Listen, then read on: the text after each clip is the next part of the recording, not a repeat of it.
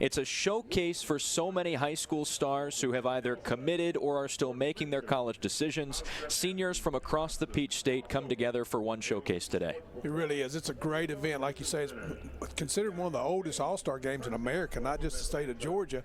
And Coach Bobby McAllister, the executive director of the Georgia Athletic Coach Association, does a great job. And each year we get a new, we always kid with the staffs that you get one game, then you're fired, win or lose today, you know. But they come together and and it's an honor. It was an honor. I had an opportunity to coach in the game. It was an honor as a coach, not just the players. Now, both rosters have been announced. We had a nice ceremony that started about a half hour ago. Each roster consists of about 35 players. They were selected and sort of recruited by each coaching staff, and a lot of these coaches have returned from years past. On the one hand, on the north side, it's led by Travis Noland of Oconee County, and on the south side, led by Rob Ridings. And Rob is a longtime friend of yours, a guy you played against in college that we'll get into here today. The coin toss is gone as well. The north is going to kick off, moving left to right here. And we're glad you're with us on this December 30th. South. The South is going to kick off, actually. I beg your pardon. North is going to receive. And deferred, and the North chose to receive. So the South come out in their reds, and kicking things off will be Omar Cervantes. Back deep to return, it's Jay Jones in the middle. And the kick is in the air here in Columbus. We're underway. And he's going to take it past the 30, and he shakes a tackle at the 40 beyond midfield and finally taken down at the 48-yard line. Great job by the kicker right there. I thought he was going to take that one all the way, and the kicker was able to get just enough of him to allow the other guys to get there. It sure looked like he was going to take it to the house. He was taken down just past midfield, and the North will take over. Now the North, as I mentioned, led by Travis Noland, the head coach at Oconee County, career record 97-41, 12 seasons at the helm there. Their quarterback is Ryan Glover of Woodward Academy, the War Eagles in College Park. Glover's under center. He's got two wideouts to his left, and he hands it off up the middle. They're going to get maybe 2 yards on the play. Take it to about the 47-yard line. You know, we've got several restrictions on this game. The defenses have to play a 4-3. They can't have two linebackers, can't come over. They have to make all their adjustments with the secondary. And then the offenses can run no unbalanced line. So a lot goes into, you know, those rules. The kids have to know them. Coaches have to know them. There's no blitzing of linebackers. Try to make it as easy to prepare for with only 3 practices. Yeah, and it's been a whirlwind of a week, too, to prepare for this event. They've done a great job, but it really is only 3 practices in the game. There's the snap. Glover rolls out to the left side on play action. He's going to take it himself up to about the 45-yard line, and he's forced out of bounds by Cam Burnett. Little bootleg right there, and the South did a great job, had everything covered. And quarterback ran it, gained a couple, but you know it's manageable. 3rd and 5 here, first big play of the game for. There's linebacker Cam Burnett, who forced him out of bounds of Northside, and Warner Robbins.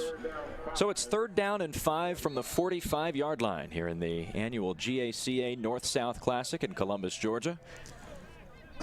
Switched to a little more of a spread, true spread formation here. Glover's back in the gun. He's got A.J. Howard to his left. Strike that, Devin Wynn to his left. There's the snap. He's going to shake a man. He's hurried at about midfield, tosses it to the 39, and the ball is caught. Great play by the quarterback right there. Khalil McClung. And that's what you'll see from Ryan Glover all day today. He's a dual threat quarterback. He's a mobile quarterback, a guy who can get out of the pocket and on the run. He's committed to Colorado State. It's a soft commit to play with former Georgia offensive coordinator Mike Bobo. And the kid can play. Mike's come in the state last couple of years and got some really good players. You know, I think you'll see that trend continue. But I was really impressed with how poised he stayed right there. You know, had all the pressure and kind of led his guy to the open and communicated with him and found the spot. It was 1st and 10 at the 39-yard line. Handed it off to Wynn up the middle, but Wynn is stopped in the backfield. He's going to lose 2 yards on that one. So it'll be 2nd and 12. Defensive line changed the line of scrimmage right there. But Bobo out of Colorado State, he's had something of a Georgia pipeline headed out to the Rams. And Glover, there's some other interest. Minnesota has shown a lot of interest in him.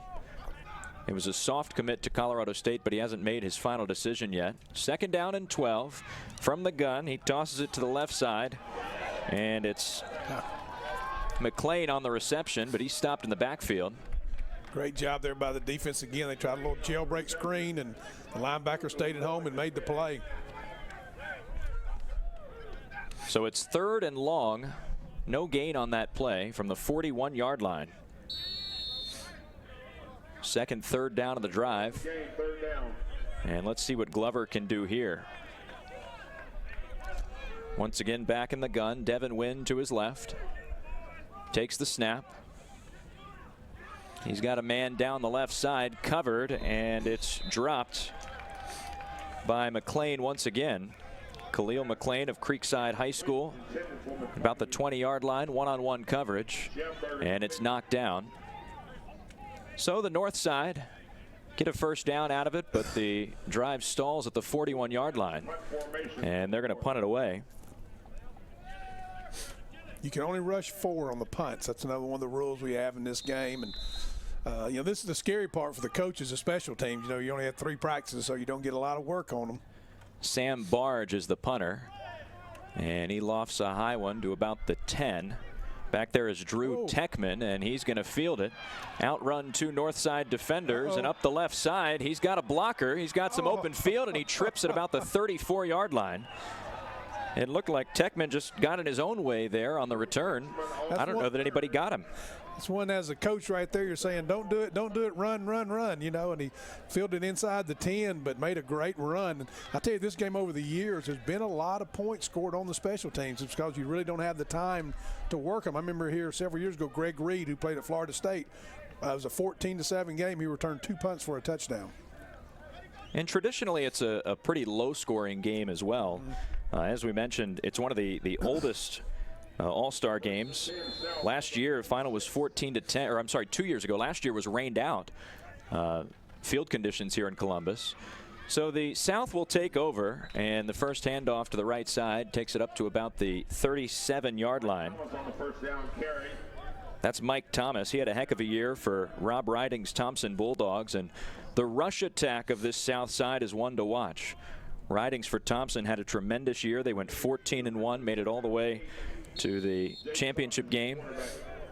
And it was Mike Thomas who paced them, 2,300 yards rushing, 24 touchdowns.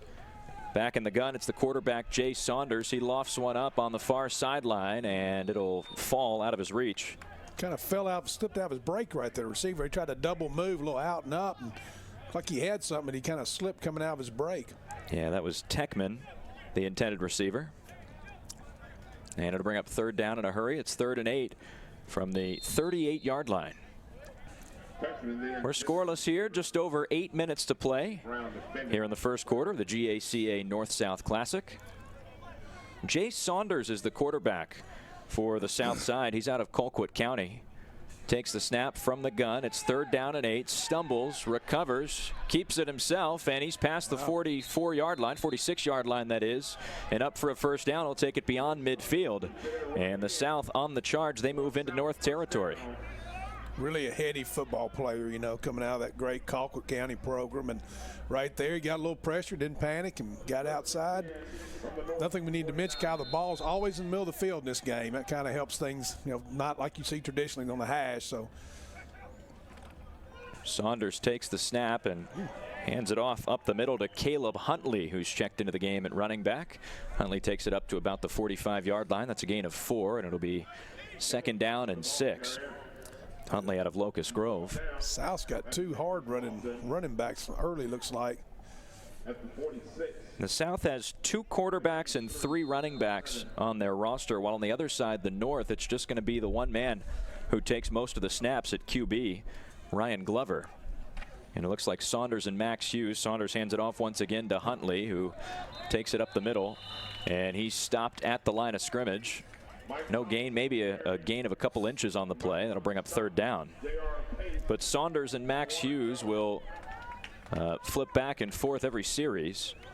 Right now it's Jay Saunders out of Colquitt County, and as you mentioned, that's a tremendous program. He had huge shoes to fill with the departure of Chase Parrish, who went to the Naval Academy. Parrish was undefeated in his 2 seasons at the helm. Saunders took over this year. They went 8-5. Parrish was 30-0.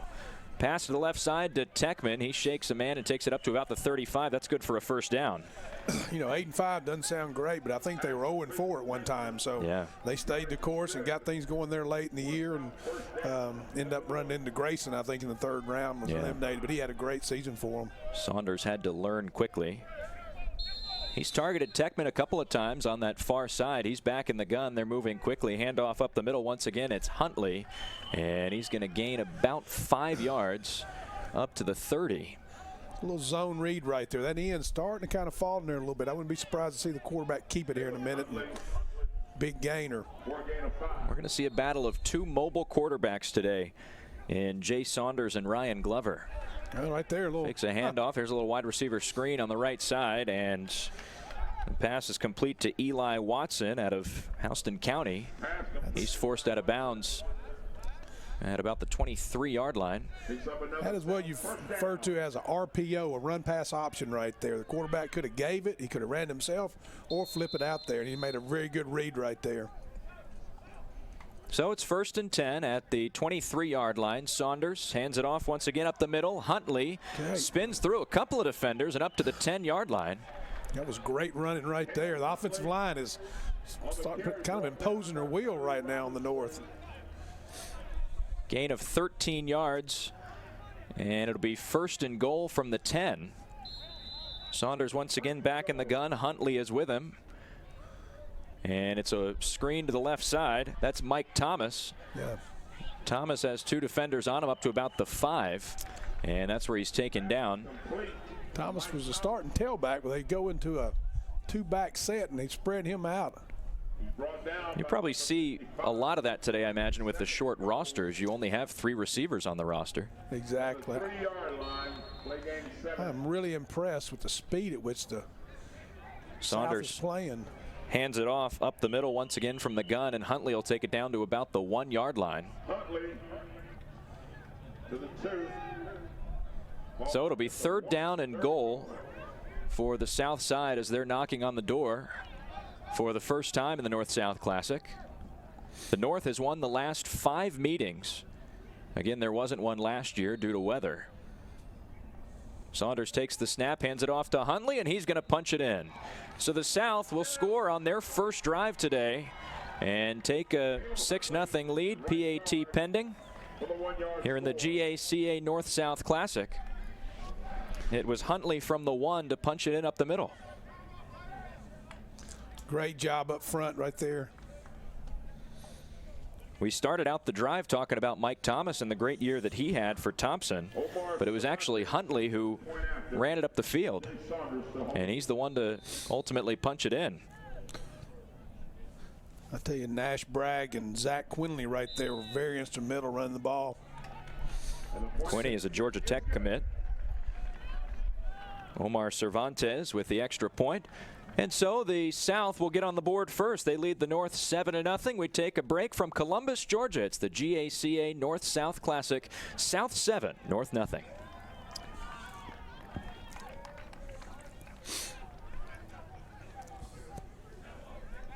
It's the final days of Toyotathon at LaGrange Toyota. It's your last chance to shop our largest inventory of Tundras and Tacomas with our best deals. Now, drive any new Tundra or Tacoma, your choice, with 2.9% financing for up to 75 months. That's right, not 60, not 72, but for up to 75 months on any Tundra or Tacoma. Plus, get no-cost maintenance and tires for life. It's the final days of Toyotathon. Don't miss your last chance to save at LaGrange Toyota.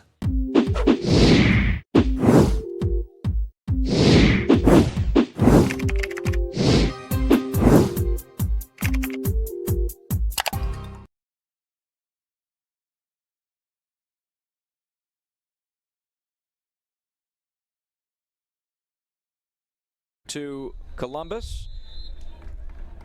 It was fielded by, who was that for the north side? Zay Jones. Jay Jones, rather.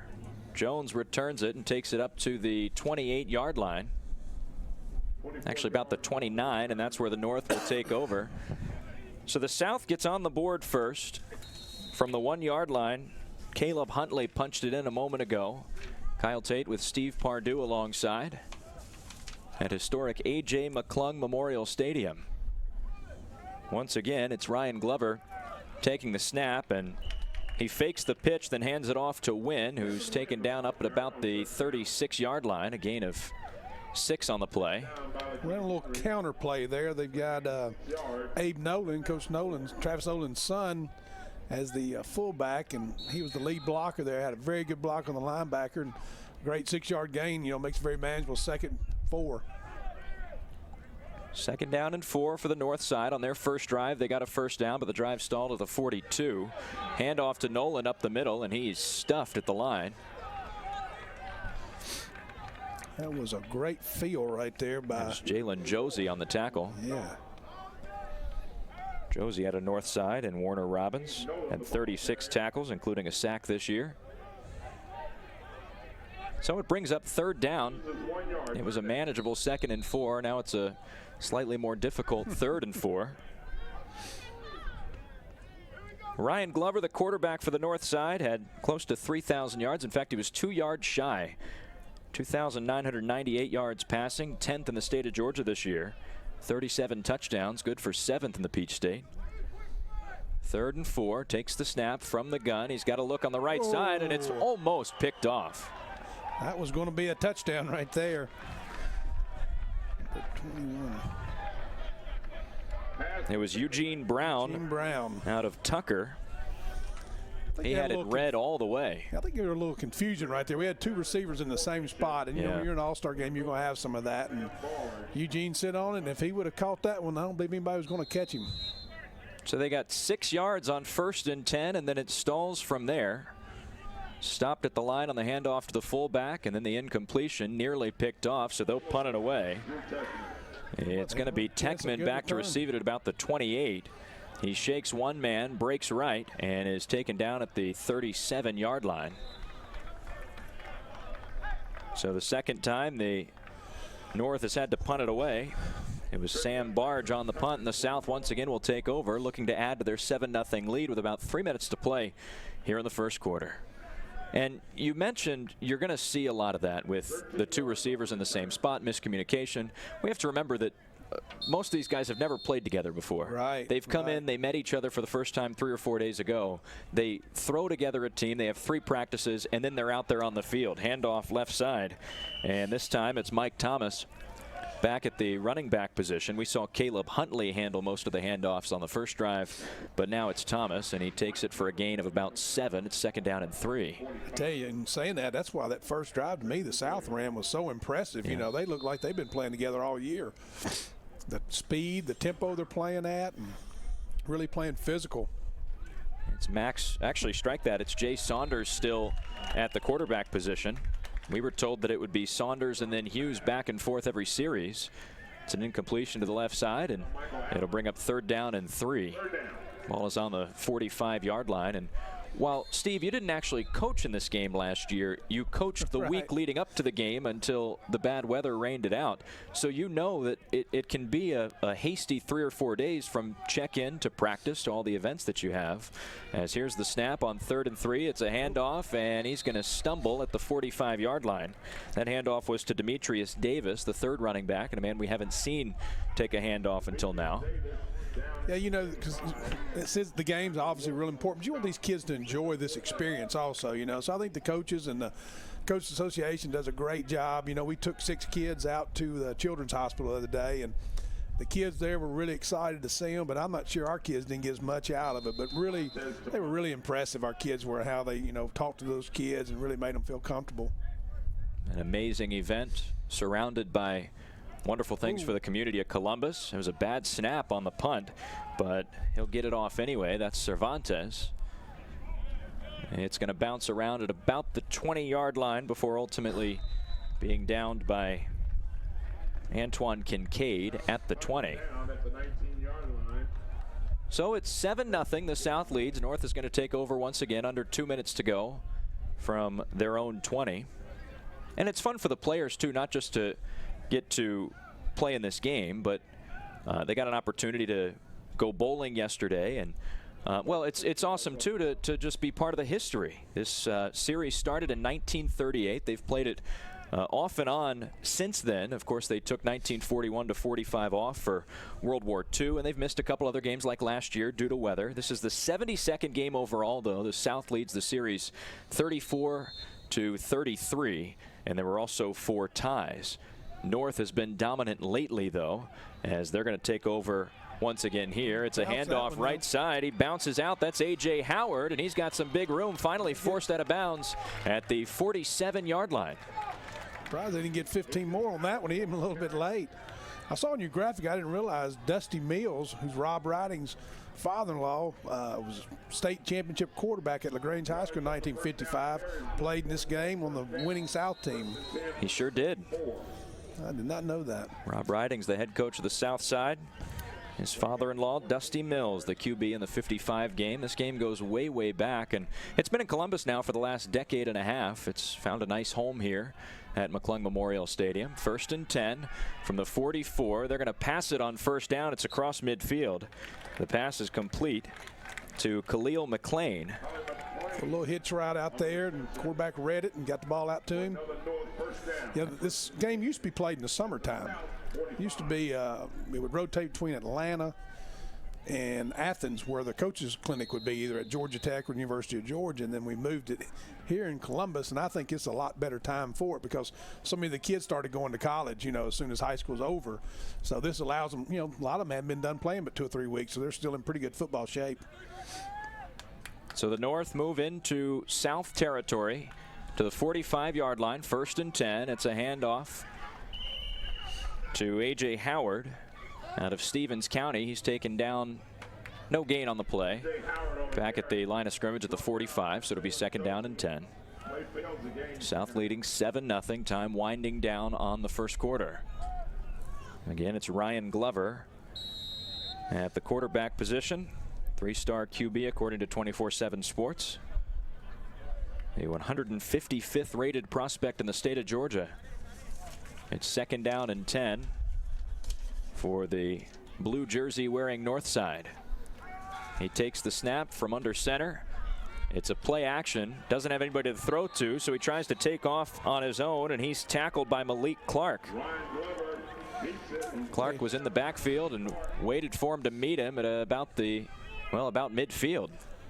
That was a coverage sack, though. Really, the offensive line did a pretty good job right there, but nobody was open, and he held as long as he could, then tried to make something happen and got sacked. But not a bad job up front with the offensive line. It was Clark out of Baldwin County, a Louisville commit, and the buzzer rings. We're at the end of a quarter. South leads at 7-0 over the North Side in the annual GACA North-South Classic. We'll be back to Columbus after this.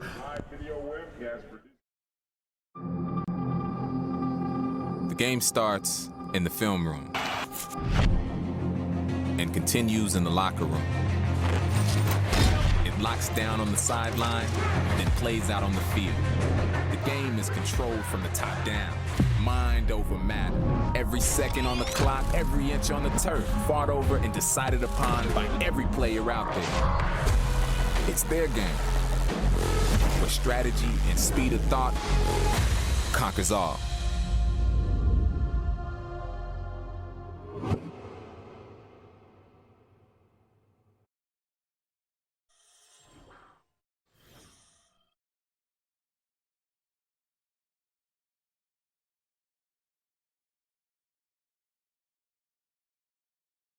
Columbus, Georgia comes back to you as we start the second quarter. 12 minutes on the clock. South 7, North nothing. Kyle Tate with former LaGrange head coach Steve Pardue alongside. They switch sides, and it's the North moving left to right now. Dropping back to pass Ryan Glover. Down the left side, he overthrows his man. Intended for Khalil McClain. McClain's been his favorite target so far on this drive. But once again, the drive will stall just across midfield. That was on 3rd down. So it'll bring up 4th and 13. Of course, once again, the North will punt it away. 3rd time the North has had to punt. It's been a busy day so far for Sam Barge out of Carrollton. 36 punts this year, 16 of them inside the 20. And he's going to punt from back at about his own 40. The snap is good. The punt is up. Beautiful punt right there. Nice tight spiral. It'll drop at about the 2-yard line and kick around at the 3 where it's downed. Boy, that was quite a punt by Barge. It's a great punt. Dropped just before the end zone, and well, the South is going to have 97 yards to drive if they're to add to their 7-0 lead. Oh, Coach Ridings is thinking right here, let's get a first down. Get out of our end zones. If we have to punt, we're not backed up. We have to have a short punt. Coach Ridings did a great job bringing the Thompson Bulldogs back to their former glory. He took over in 2014, and they were 4-7 that first year. They won just 7 games the year before he came in 13, 7 games total in 13 and 14, and then 11-2 in 2015, 14-1 this year, and went all the way to the championship game before losing to Cartersville in the 4A championship at the Georgia Dome. They're going to say that he never had control until he went in the end zone. He's going to deem it a touchback and bring the ball to the 30. That's a big break for the South right there. Yeah. Beautiful punt by the punter. So from the 30, the South will take over. It's Max Hughes in at quarterback now. Here's we start the second quarter. First full drive, handoff left side. And the tackle's made at about the 32-yard line, a gain of 2, second down and 8. Tell you, both teams are playing really physical football here. Thomas, the ball carrier. Hughes has 2 men back with him in Caleb Huntley and Mike Thomas. He's going to drop back to pass. Has a look down the right side and deep, but it's picked off. Intercepted by DeMarcus Clay of the north side. Clay out of Grady in Atlanta. He had 5 INTs during the regular season this year, and the North will take over once again, trying to tie this thing up. They're going to have good field position. Picked it at the 43-yard line, and that's where the North will start the drive. Just an underthrown ball along the far sideline. Tell you what, that may be what the North needs to get their offense going. Big play by the defense. They got great field position.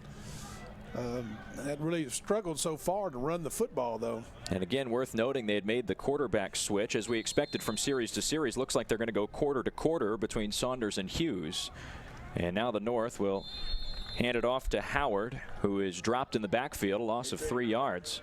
That same counter play they had success with earlier, but the South obviously was there to make the play that time. If you're just joining us, how we got here, the South scored on a 1-yard punch in by Caleb Huntley on their first drive of the game. They stopped the North so far on their 3 drives, 3 punts. And now the North has second down and 12 from their own 41-yard line. Good field position after the pick. It's Ryan Glover in the backfield. He takes the snap from the gun, looks downfield over the middle, and it's picked off. He throws it right back to the south side. Antoine Kincaid is rushed out of bounds at about the 39-yard line, and so the North and the South swap interceptions, and the South comes out better for it. They end up across midfield and will have tremendous field position for their next drive. Great play by Antoine Kincaid of Valdosta High School right there. Valdosta, the 6A champs, they won it over Tucker. Kincaid being recruited heavily by Central Michigan. So South. 2 picks in 3 plays, 1 each way. I think South got a little excited over there. Only had 10 on the field. They had to get a guard out there. Again, another communication thing that you expect in an all-star game. Once again, Max Hughes takes over, trying to make up for the interception on the last drive. He's back in the gun and will hand it off up the middle. And that's Huntley with him back there. Huntley ran for close to 1,500 yards for Locust Grove, averaged 150 yards a game. And again, he was the man who paced the opening drive in which the South punched it in from the 1. Mike Thomas was the starting tailback, but Huntley took over a couple of plays in, and they moved Thomas further down the line as a wideout. That's where he is now on the left side. Here's a hand up the middle once again to Huntley, who charges forward for a gain of about 5. Huntley inside the 35. The line to reach is the 29 for the South. It'll be third down and 3 from the 32. Tell you, the North's having to roll some guys this tempo that the South's going at. Big third down right here. Hughes fakes the handoff to Huntley, keeps it himself, and will slide down at the 22-yard line, good for a first down. That end kept getting nosy. I said earlier, they ran a little zone read right there. And a great run by the quarterback and run, and a big third down conversion right there. He put it in Huntley's stomach enough, and eventually they're going to bite on it. That time they faked the handoff, and then he keeps it himself up to the 22, a gain of about 10. Actually, gain of 9 to the 23. It's 1st and 10. Hughes takes the snap, hands it off to Huntley up the middle, and Huntley pounds through about 5 defenders before finally being taken down at the 15-yard line. Really good run in there. I really like how he gets his shoulder square. You know, a lot of guys, they keep their shoulders side, they're not very strong. When he gets his shoulder square, runs a really good pad level, and he's a hard guy to tackle. He's packed in at 6 feet 210. He's a bowling ball running back. Hughes will hand it off to him once again, and Huntley puts his head down up to about the 11-yard line. That's where he meets a swarm of North defenders. Again, that's another really good run. That's a kid understanding situations in right there. 2nd and 3, you know, it's not going to hit the home run, but he made sure he got enough for the first down. Under 9 minutes to go until the intermission. The South leading the North 7-0, and driving once again here in the GACA North-South Classic, the oldest running high school all-star game in the country. Max Hughes of Coffee in Douglas, Georgia, takes the snap.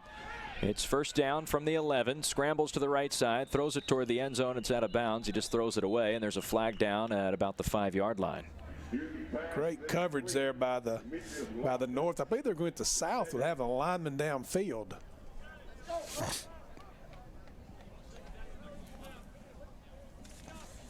The officials for today: the referee Joe Rice, the linesman Jack Chastain, line judge Tony Karmazinas, deep judge David Reynolds, deep judge Keon Sales. We got the umpire Mike White, linesman Terry Dunn, line judge Keith Davis, and the deep judge Tony Olson. Also Danny Everett, Chris Moore. Lost a man in George Dixon. He was supposed to be here today. Understand he had an injury issue in a basketball game last night and couldn't make it down to Columbus for the game today. So it's first down and 15. They hit Techman on the left side, and he's taken down at about the 9-yard line. Drew Techman out of North Cobb. And that's a gain of about 8 yards to the 8-yard line. It'll be second down and 7 to go now. Bringing in Dylan Parham out of Carrollton. They use Dylan a lot as H-back / fullback. He's been more of their run than he's been in the game.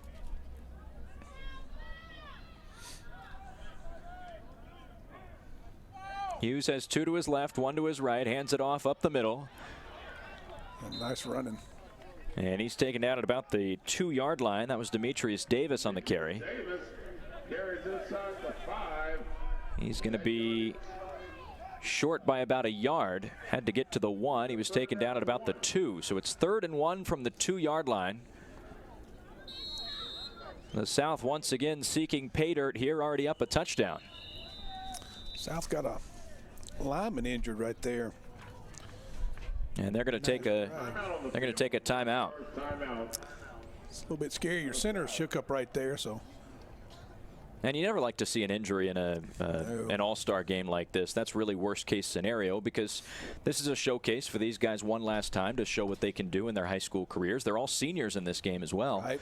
So you hate to see an injury in a game like this, where really it's just supposed to be fun. Right.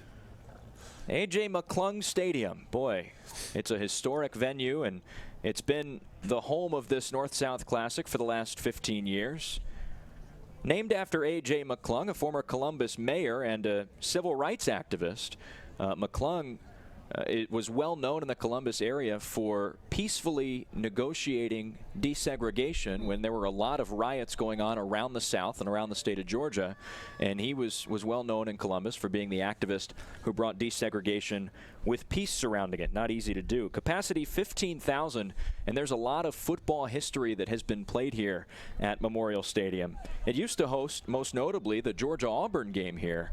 Of course, Columbus sits not quite halfway, but between Athens and Auburn. It hosted it from 1916 until 1958. A lot of history here. Here's a handoff by the South, and they're going to punch it in. Once again, it was Caleb Huntley. He's been the big rusher so far today. And Huntley has both touchdowns. He had one from the 1-yard line back in the first quarter. Now he pushes it in from the 2-yard line, and the South can make it 14-0 with the PAT. I'll tell you, Caleb got a lot of that on his own right there at the end. He finished that run the way you want to see it back. You got another injury player from the north down. Let's see who's shaking up on the play, see if we can catch a number. Good, he's walking off now. 55. It's Luke Martin of Dawson County walking off under his own power. The trainers alongside. So the South leading at 13-0. They're going to kick the point after. Omar Cervantes on for the PAT. Hasn't handled PATs and field goals since his freshman year. He's been primarily the punter. Out of Peach County, the Trojans. And he's already 1 for 1 on the day on the PATs. This will make it 14-0 if he can punch it through. We're at the 7:27 mark of the second quarter, and it's up and good. So the South out to a 14-0 lead here with 7.5 to play, and we're going to take a break. From A.J. McClung Memorial Stadium in Columbus, Georgia, it's the South 2-touchdown lead over the North.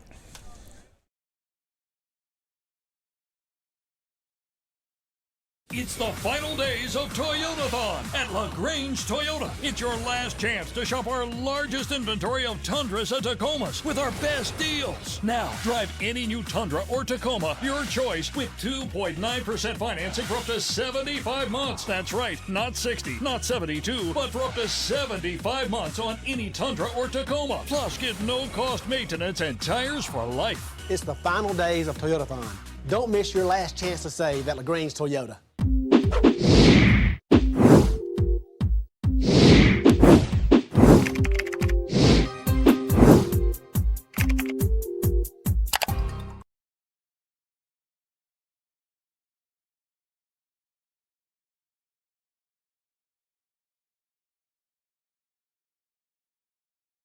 South Classic presented by Rydell. The oldest running all-star game in the United States. 14-0, South leading the North. And it's on 2 rushing touchdowns from Caleb Huntley.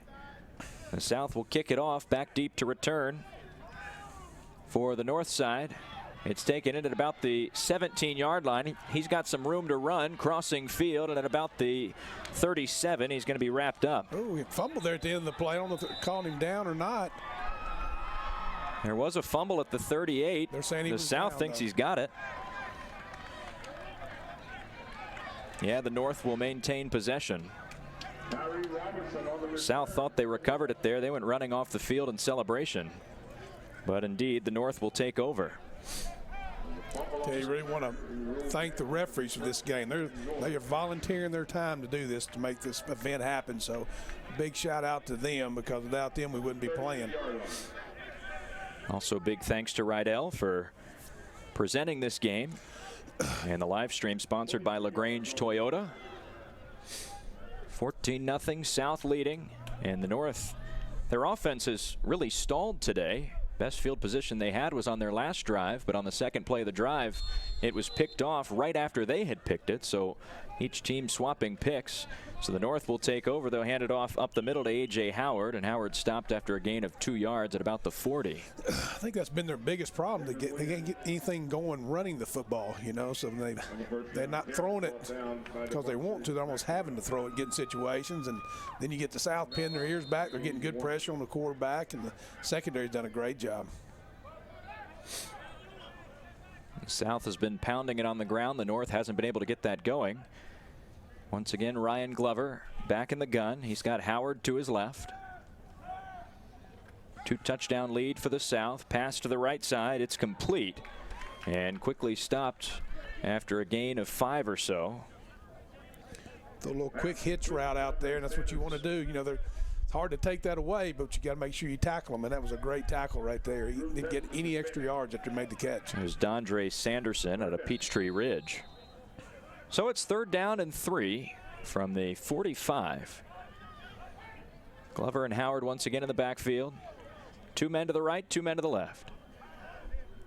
Takes the snap. Pass left side. He's got a man at about midfield. He's across the line. And it's good for a 1st down. That was Jay Jones on the reception out of Northwest Whitfield. That was really a nice catch right there. Ball was a little bit low and behind him.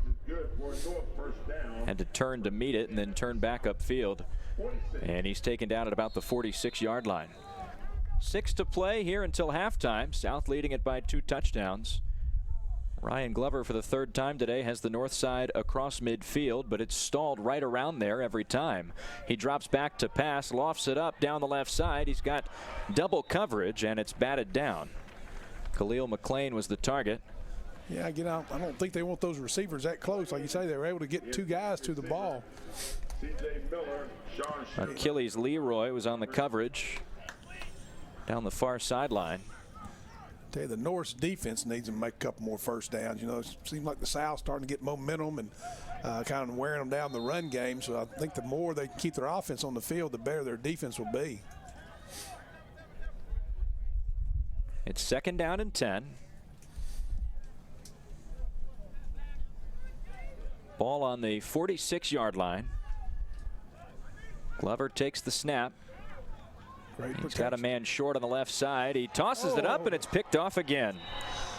What a great catch right there. Twice Glover has been intercepted on back-to-back drives.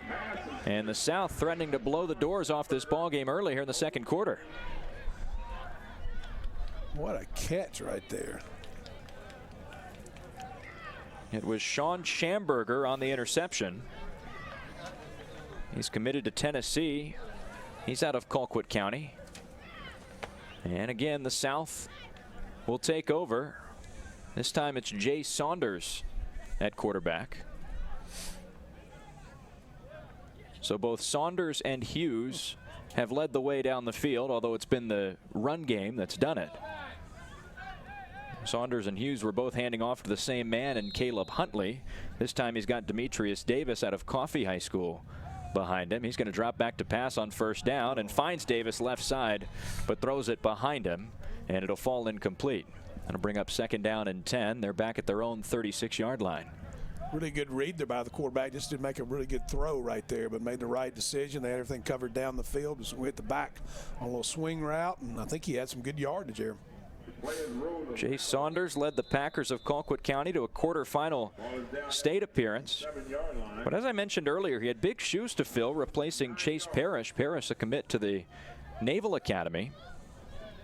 He was in the Naval Academy Prep School in Newport, Rhode Island this year, so he didn't actually play for the midshipmen, but they could have used him. Back from the gun, 2nd down and 10. Soft, short toss over the middle. Screen pass to Davis. Davis shakes one man and is tripped up at about the 36-yard line. Otherwise, if he breaks that tackle, he's got some room to run. Demetrius Davis on the reception. Takes it up to the 36, and it'll bring up 3rd down and 10. Right back to the line of scrimmage. Well, well executed and a great job by number 99 running it down from behind. Got him by the shoestrings. So 3rd and 10. 4.5 to play to halftime. Saunders has Davis in the backfield with him, and he's got 2 receivers each way. Big play for the North defense right here. 4 minutes to go, trailing 14-0. You're going to get an offside right here on the defense. So the play blown dead. Now they call a false start. Yeah. So a false start. Saunders in the south side will move it back 5 yards, and it'll be 3rd down and 15. Moves them back to their own 31.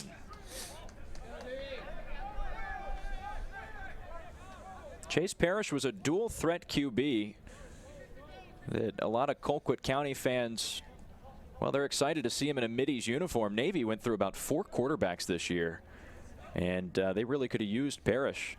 Here's the snap. On 3rd and 15, he's going to keep it himself, and we'll get back to the original line of scrimmage, maybe a yard or 2 past that. He gets up to the 39-yard line. So it'll be 4th and 8, and the South will have to punt it away. You know, that play right there, you won't find it anywhere in the stat sheets after the game, but what a heads-up play right there. You got a 14-0 lead. Why take any chance right there, throwing an interception, giving them momentum for the half, and got what he could get, got down. Now they can punt the ball, go back out and play defense. And the South will get the ball back in the second half as well. So to punt it away, it's Omar Cervantes. South up 2 touchdowns as we approach the intermission. Ooh, the punt is wobbling out of bounds on the right side. It was a short one. He punted it from back at his own 29-yard line, and it goes out of bounds at the 48. Huge break for the North there. 23-yard punt. And the North will have great field position with 3 minutes left until the half. South leading at 2 touchdowns. And they have all their timeouts. Now here in the GACA North-South Classic, there have been a number of names that you'd recognize who have played in this game. You've got former Steelers star wide receiver Hines Ward. He played in the Classic. Former Viking star, MVP and Hall of Famer Fran Tarkenton played here. Here's a short pass left side to the big man, Nolan, who's taken down at the 45. I believe that one's going to come back. I believe they had a hold on the interior of the offensive line. There's some laundry down at midfield. A few other names you'd know. Well, the North's clapping out there themselves. They may be going against the South. Former Heisman winners Herschel Walker wanted an 82. He played at Johnson County High School. Charlie Ward in 93. Played at Thomas County Central High School. Fran Tarkenton was out of Athens High School. And, of course, the University of Georgia. They all played here in the GACA North-South Classic. Number of big names. North trying to get something going offensively here. They've got it at midfield.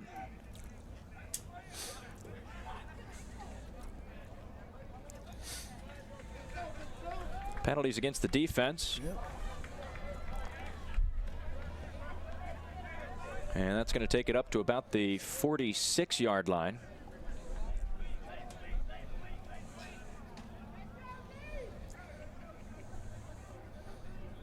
North will have a first down. This is a big drive for the North right here. If they could knock this one in before halftime. Ryan Glover lines up in the eye. And he'll have play action. Scrambles out of the pocket to his left, being run down by Malik Clark, and Clark is the one to force him out of bounds, along with Antoine Kincaid. It's up to about the 39-yard line. Getting everybody covered, but nobody on the quarterback, so he was able to get outside containment and a good 6-yard gain. Be 2nd down and 3.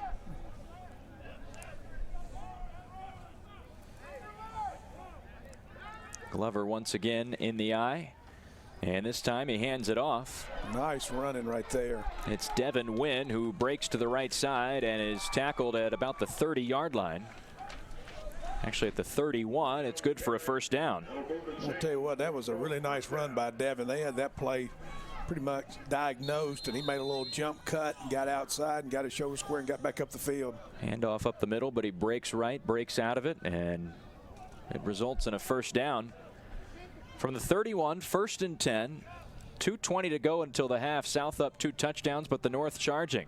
Once again, a handoff to Wynn, and he's stopped at about the line of scrimmage. Maybe a gain of 1 on the play at the 30-yard line. Kyle Tate with Steve Pardue alongside in the annual GACA North-South Classic, the 72nd running of it. It's actually turned into quite a day, too, here in late December. You don't expect this kind of weather. Temperature in the 50s, low 50s. Yeah, we had a little bit of rain earlier in the week when had to manipulate practice just a little bit for ball. It's been pretty good weather. Actually, it was really warm when we first got down here to Columbus, but it's more like a football weather today. The wind pretty strong, blowing from our left to the right. North just called their first of 3 timeouts, so they got plenty of time on that right here. And I know Coach Nolan and his staff know this is a very important series for them. And Coach Ryden and his guys over there on defense are going to try to shut them down. This game presented by the GACA annually. It's the 15th year that it's been in Columbus. The purpose of the Georgia Coaches Association is to provide the means by which the coaches of Georgia may improve their skills and techniques in working with the youth of our state and dedicate themselves to the highest ideals of competitive interscholastic athletes. To join the GACA today, visit the GACA website at gacacoaches.com. North ready once again after the timeout. It's a pass to the right side and a nice grab by Ethan Morris. Appalachia Wildcats. That was a nice catch. He makes the diving and sprawling grab at about the 17-yard line. It's 1st and 10. Takes the snap quickly. Pass left side. And it's caught. Got a couple flags by on the Jay ground, Jones. I don't know if the offense got set right on that play. North trying to move quickly out of necessity. Just 1:52 to go. And it's hard to move quickly when, again, you've only had 3 days to practice together. Really a lot of respect for the job that Travis Noland and Rob Ridings have done in putting these staffs together and then putting the teams together. They've been here, as I mentioned, for 3 days in Columbus. They checked in about 72 hours ago. They've had 3 practices, and then it's game time. And oh, by the way, sprinkle in meals, sprinkle in the visit to the Children's Hospital, the bowling outing yesterday. Did you teach him a thing or two about bowling? What was your best score? I didn't bowl yesterday. I just watched.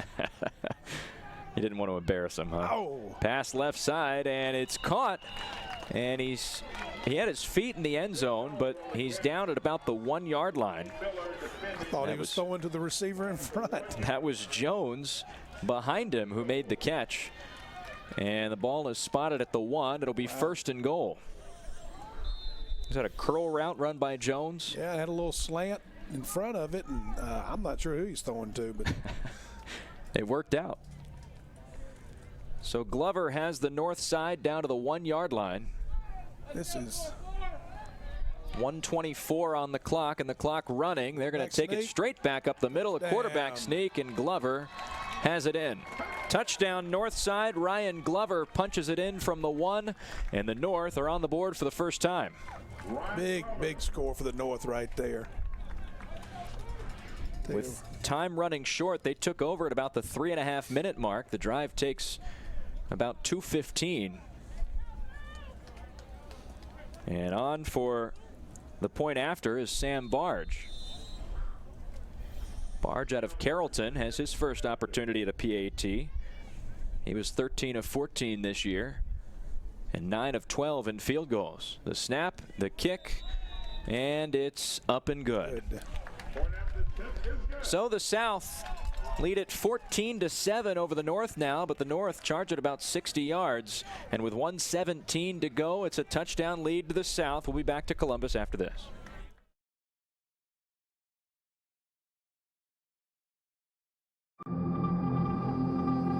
The game starts in the film room and continues in the locker room. It locks down on the sideline, then plays out on the field. The game is controlled from the top down. Mind over matter.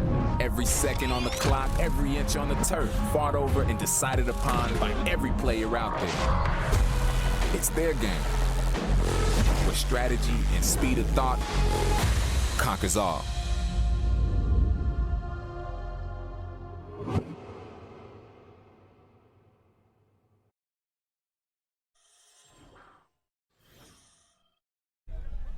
Back here from A.J. McClung Memorial Stadium, the North onto the board for the first time.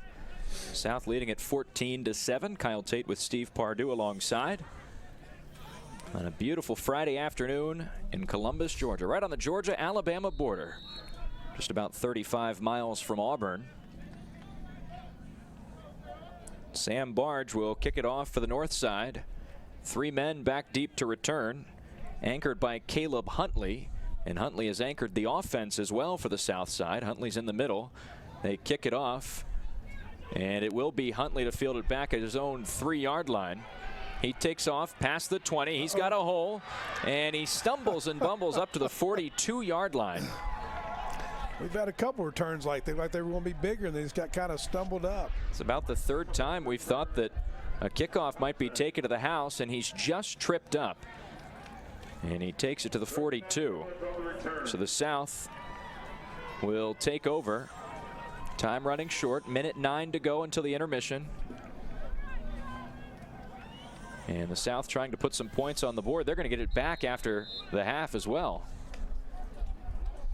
Saunders comes out. He's the quarterback. And back with him, Mike Thomas in the backfield. Here's the snap, handoff to Thomas, takes it up the middle, gets a couple of yards. Second effort up to midfield, and it's going to be a gain of about 8 before he's taken down. At the end too, flag comes in. That would be huge for the South All-Stars. Flag down right at midfield, right at the end of the play. I didn't see who was in on the tackle. Great effort by the running back there. That's why they got the call. Yeah, I think Coach Rydens was probably saying, let's run it a couple times, see if anything happens, take a shot. But now they get 15 added on to this. They're at great field position. And that's exactly what will happen.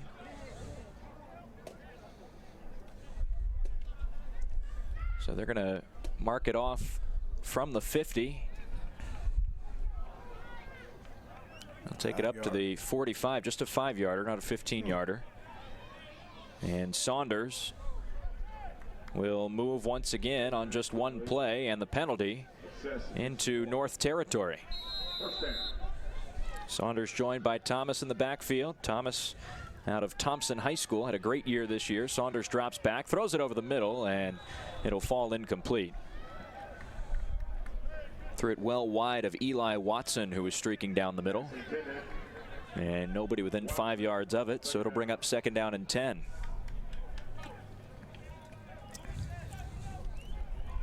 It's a pretty good crowd here for the GACA North-South All-Star Game. Seats 15,000 at this historic venue. And Saunders, 2nd down and 10, drops back to pass from the gun. Has to get rid of it quickly. He was pressured, and the pass is caught at about the 40. And right after the catch, he's taken down. That's a really good play by Saunders. He actually had 2 guys right in his face. Actually got tackled as he released the ball. It was Watson who made the catch. And he was tackled at the 39-yard line. So that was a gain of 6. And the South will take a timeout. Dante Wilson for the North has had a really good game on the defensive line. He was the kid that made the play on the screen a while ago, hustling back down the field. And right there, he had the pressure on the quarterback. We talked earlier about Rob Ridings, and he's a guy that you have some history with. Ridings, the head coach of the South. You guys have known each other for years, going all the way back to your college playing days. Right, played against each other in college, and then when I came to LaGrange in '91, I coached the outside linebackers, and Rob was our defensive coordinator, and just got all the respect in the world for him. He just a really, really good football coach. His teams are always going to be hard-nosed, play great defense. And then Travis Nolan on the other side, I got to know Travis when he was at Stevens County. He came from North Carolina, to Georgia, and when I was head coach at LaGrange, we played him a couple times, and again, very, very good football coach. You knew his teams were always going to be prepared, and now he's moved to Oconee and done a really good job. For Ridings, Thompson was a powerhouse from the late 90s into, well, for about 12, 13 years from there, but a couple of years back they had really taken a turn for the worse, and Ridings came in 3 years ago and has them back to their former glory. 14-1 this year, all the way to the 4A finals. Lost to Cartersville. Back to action here, under a minute to go. Saunders tripped up, breaks through, stays on his feet, and is tackled still back at the original line of scrimmage. It's going to be a loss of about 6 yards. Back to the 45. Saunders tried to scramble, broke through, nearly lost his footing initially, and was able to get 5 yards after his knee almost hit the ground back at about the 50. Really good tackle there by Cole Chansey from Commerce High School. It was a nice job by Saunders just to get whatever he could out of the play after he stumbled forward. Thompson High School, though, this year had an incredible rushing attack. Mike Thomas, 2,300 yards. They brought him here. He's number 22 on the south side. And Tavarius Jones, also of Thompson, on the line. Big guy, 5'11", 295. And they've had some pretty good running backs come out of Thompson High School. Two guys that went to Georgia Tech, who are Georgia Tech Hall of Famers, actually. Eddie Lee Ivory played back in the mid to late 70s, and Jerry Mays played in the late 80s. Those are numbers 2 and 3. Mays 2, Ivory 3rd on the all-time rushing list for the Yellow Jackets. And now Eddie Lee Ivory is involved on Rob Riding's coaching staff at Thompson.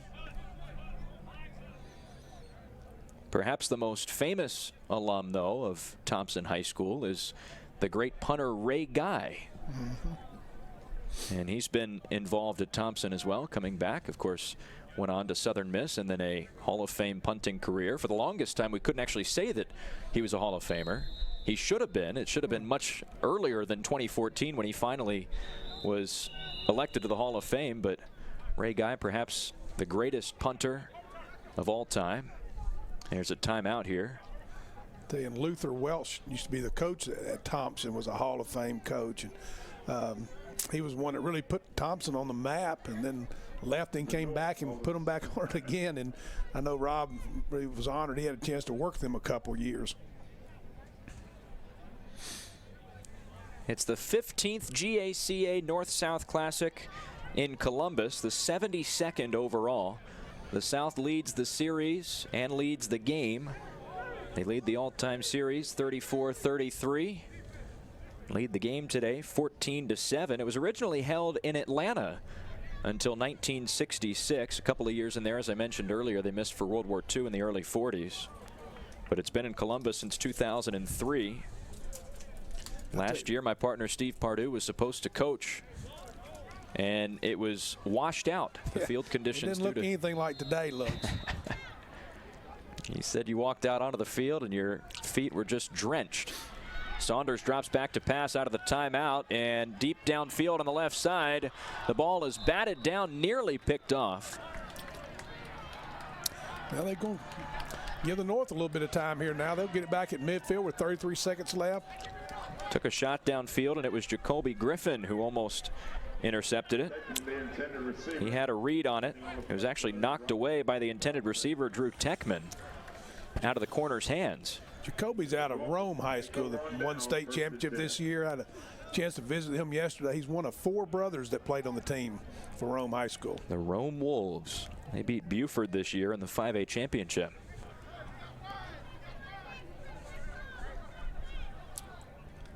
So that was on 4th down. The North will take over. Ryan Glover, we'll see what he can do with 33.5 seconds. 14-7, South leading. North can tie. Glover tucks it and runs. He had nobody downfield. He's got some room to run, too. Shakes a couple of tackles and takes it up to the 44-yard line. That'll be good for a first down, a gain of about 12. That was all Glover right there. He made about 3 guys miss. He was nearly taken down in the backfield. Malik Clark went flying by him. So he tucked it, ran forward, got a dozen. 20 now seconds with 18 left. seconds left. Drops back, left side, and it's thrown incomplete. Clock stops with the incompletion at 15.2. It'll be 2nd down and 10 from the 44-yard line. A little tougher job for the offensive line right now because they know they're going to throw the football. South is really pinning their ears back, getting after him.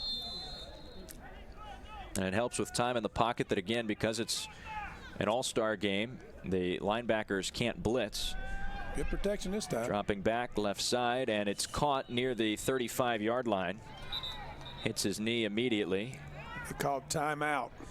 That was Dondre Sanderson with the reception. No, strike that. It was Khalil McClung. 12, not 82.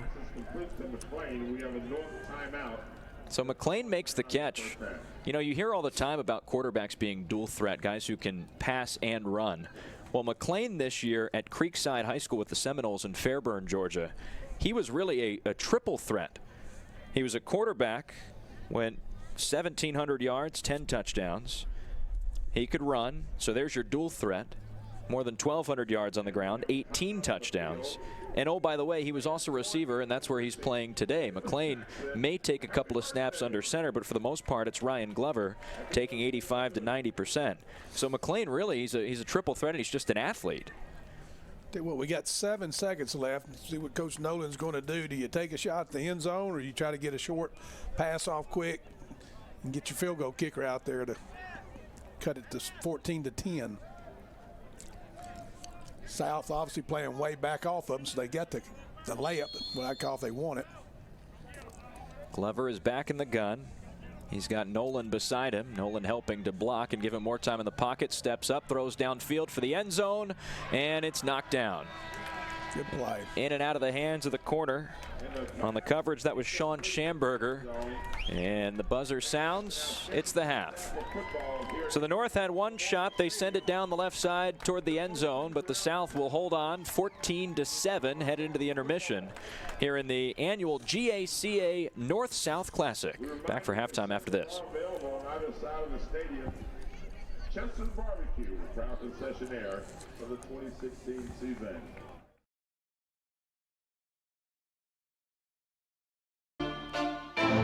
Football, a beloved game rooted in our culture, played in our backyards, schoolyards, stadiums. But the modern era of football brings with it new technology and innovation. And on the horizon is a movement. Smarter football, a movement where the football community unites and commits to a smarter game with smarter equipment, training, practice habits, playing style, and coaching. One program that showed such commitment was the Juniata Thundercats of Northeast Philadelphia. In 2015, founders Brian Payton and Lee Taggart committed their program to reach a smarter level of play. These poles here, I don't know if you get it from this pole there to probably this pole here, was where we played football. Anywhere between 15 and 20 of us. It was a pretty rough block growing up. The nicest way to say it. And sports kind of kept us out of the trouble. We wanted to put a team in the neighborhood in which we came from. We have a great understanding of the upbringing of the players that we coach. Our field is a classroom for the kids. For a lot of these kids, they come from school and they need something to do. And we provide them the ability to grow, not only academically, but even on the field. We talk about teamwork and being respectful. And so having that kind of relationship translates into success and winning in all areas. We firmly believe that there is a way to play the game as safely as possible. We think that the future of the game is going to be all around technology. We put the application out there for the Smarter Football Grant because we knew that the technology would help us. It only enhanced our ability to be proactive for the safety of our kids. The Thundercats not only went on to win their city championship that season, but also a Riddell Smarter Football Grant, meaning brand new equipment for the program. I wanted to explain something. Throughout the whole year, we're going to be, of course, like we always do, practicing head-up tackling. All right? We're going to make sure we always have our head up. Pretty sure you got a quick glimpse of how nice the helmets are, right? They look good. We got the new color, the new logo, so it's very exciting. I know you're excited. We want to get them in your hands. These guys are going to be properly fitting. You making sure that your helmet fits properly for safety reasons. That part, is it tight on the sides or the back? For the Thundercats, a smarter approach to the game has led to the betterment of their players, on and off the field. Whenever you're at a Thundercat practice, you'll see heavy instruction. You'll see discipline, you'll see fun, but when it comes down to game time, it's almost like, let's go, work, I'm good. Come on, shut up. Head up. You're gonna take these things, you're gonna shoot double uppercut. Right, good. Yo, you gotta get inside of him quick. Boom, here we go. Inside. I was blown away with how much data you can get. And for coaches, you allow them to now make smart decisions based on numbers. I think since day one, we've been teaching smarter football because we want to keep this sport alive. And I think along with not only teaching proper techniques and fitting properly and becoming more knowledgeable, we're creating a better football game. 1, 2, 3, onward!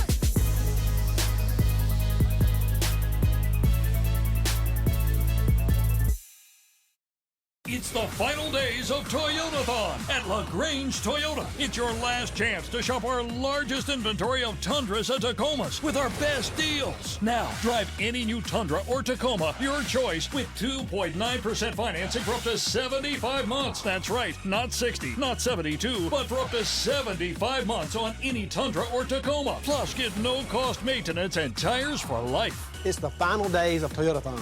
Don't miss your last chance to save at LaGrange Toyota. The game starts in the film room and continues in the locker room. It locks down on the sideline, then plays out on the field. The game is controlled from the top down, mind over matter. Every second on the clock, every inch on the turf, fought over and decided upon by every player out there. It's their game, where strategy and speed of thought conquers all.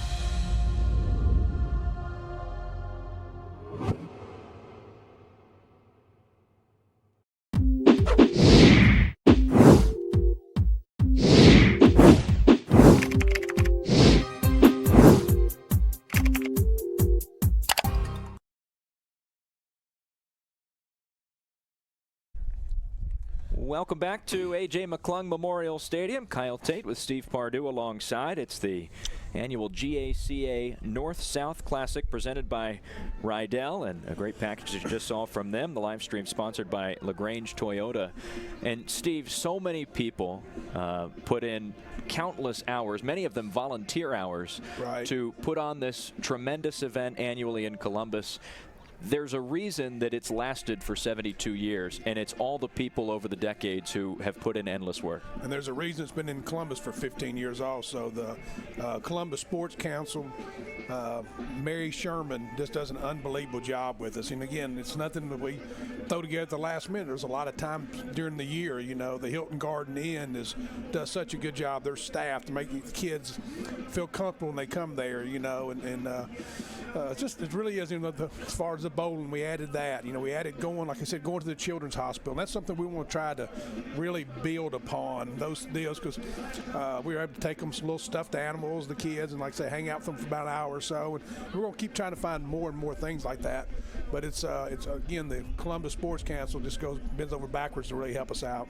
Well, the South leads at 14-7 over the North, and let's talk a bit about how the first half unfolded. The South got out to a quick start, especially on the ground. Yeah, I was really impressed with the tempo the South's playing at. You know, it's like they came out and looked like a seasoned football team, and again, 3 practices. It's really impressive. And I thought the North, it took them a little bit longer to get themselves going, but as they got going there late in the half, I mean, I think, you know, Coach Nolan's got to be happy. It's 14-7 right now. I think it could have been, you know, at one point it looked like it was going to get out of hand, but I thought the touchdown they scored right before the half was huge to give them momentum, and now it's going to be very important how they come out and play early in the second half, because the South they deferred the first half, so it's their choice, and they'll take the ball to start this second half.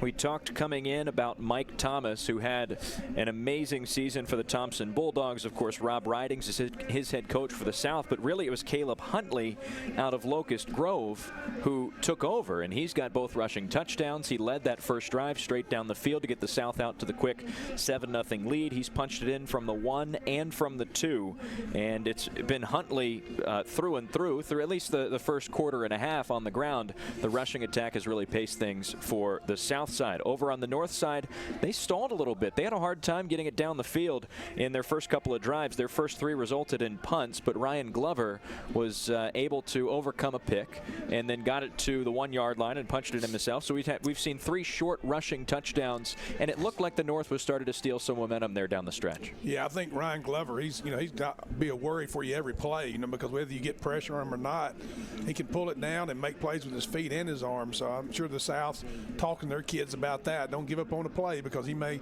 run around for a while and throw it. And from the South, I tell you what, I thought the 2 backs together, though, one of them scored both touchdowns, but I thought 22 ran it just as well. So I thought Mike Thomas was just as big a part. And by going the pace they're going at, they started kind of wearing down the defense a little bit. So, again, I thought that touchdown right before the half was big for the North. They're going to come out and hopefully stop them early, get themselves momentum, get back in the game. And Thomas has also played a big role as much as a receiver moving out into the slot as he has actually taking the handoffs.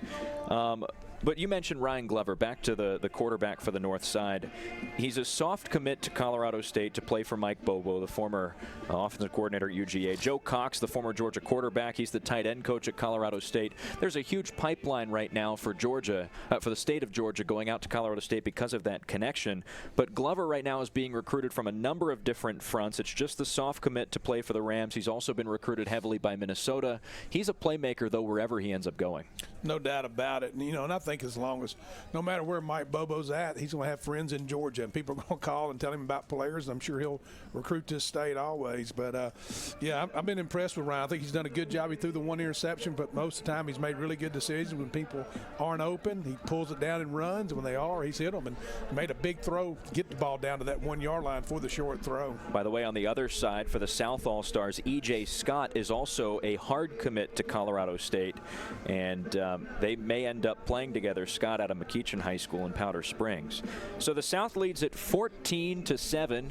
We got about 6.5 minutes to go until the second half. Again, the South with 2 short rushing touchdowns. It's been the rushing attack on the one side for Rob Riding, South side, and on the north, they just started to move the football there with about 3.5 minutes to go in the second quarter to run it down the field. We're going to take a break and come back with a look at the highlights. Again, the South leads it by a touchdown as halftime runs short here from A.J. McClung Memorial Stadium in Columbus. Stay with us. Looks like Nash Bragg may be out. It's the final days of Toyotathon at LaGrange Toyota. It's your last chance to shop our largest inventory of Tundras and Tacomas with our best deals. Now, drive any new Tundra or Tacoma, your choice, with 2.9% financing for up to 75 months. That's right, not 60. Not 72, but for up to 75 months on any Tundra or Tacoma. Plus, get no-cost maintenance and tires for life. It's the final days of Toyotathon. Don't miss your last chance to save at LaGrange Toyota. The game starts in the film room and continues in the locker room. It locks down on the sideline, then plays out on the field. The game is controlled from the top down. Mind over matter. Every second on the clock, every inch on the turf, fought over and decided upon by every player out there. It's their game, where strategy and speed of thought conquers all.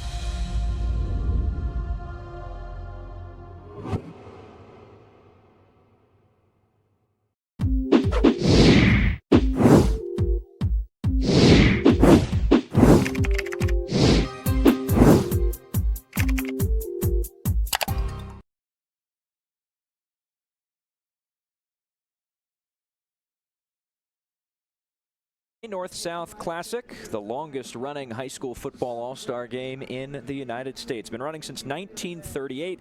Today's game presented by Rydell, and the live stream from Southland Sports TV is brought to you by LaGrange Toyota. 14-7, the South leads over the North, and let's take a look now at the highlights from the first half.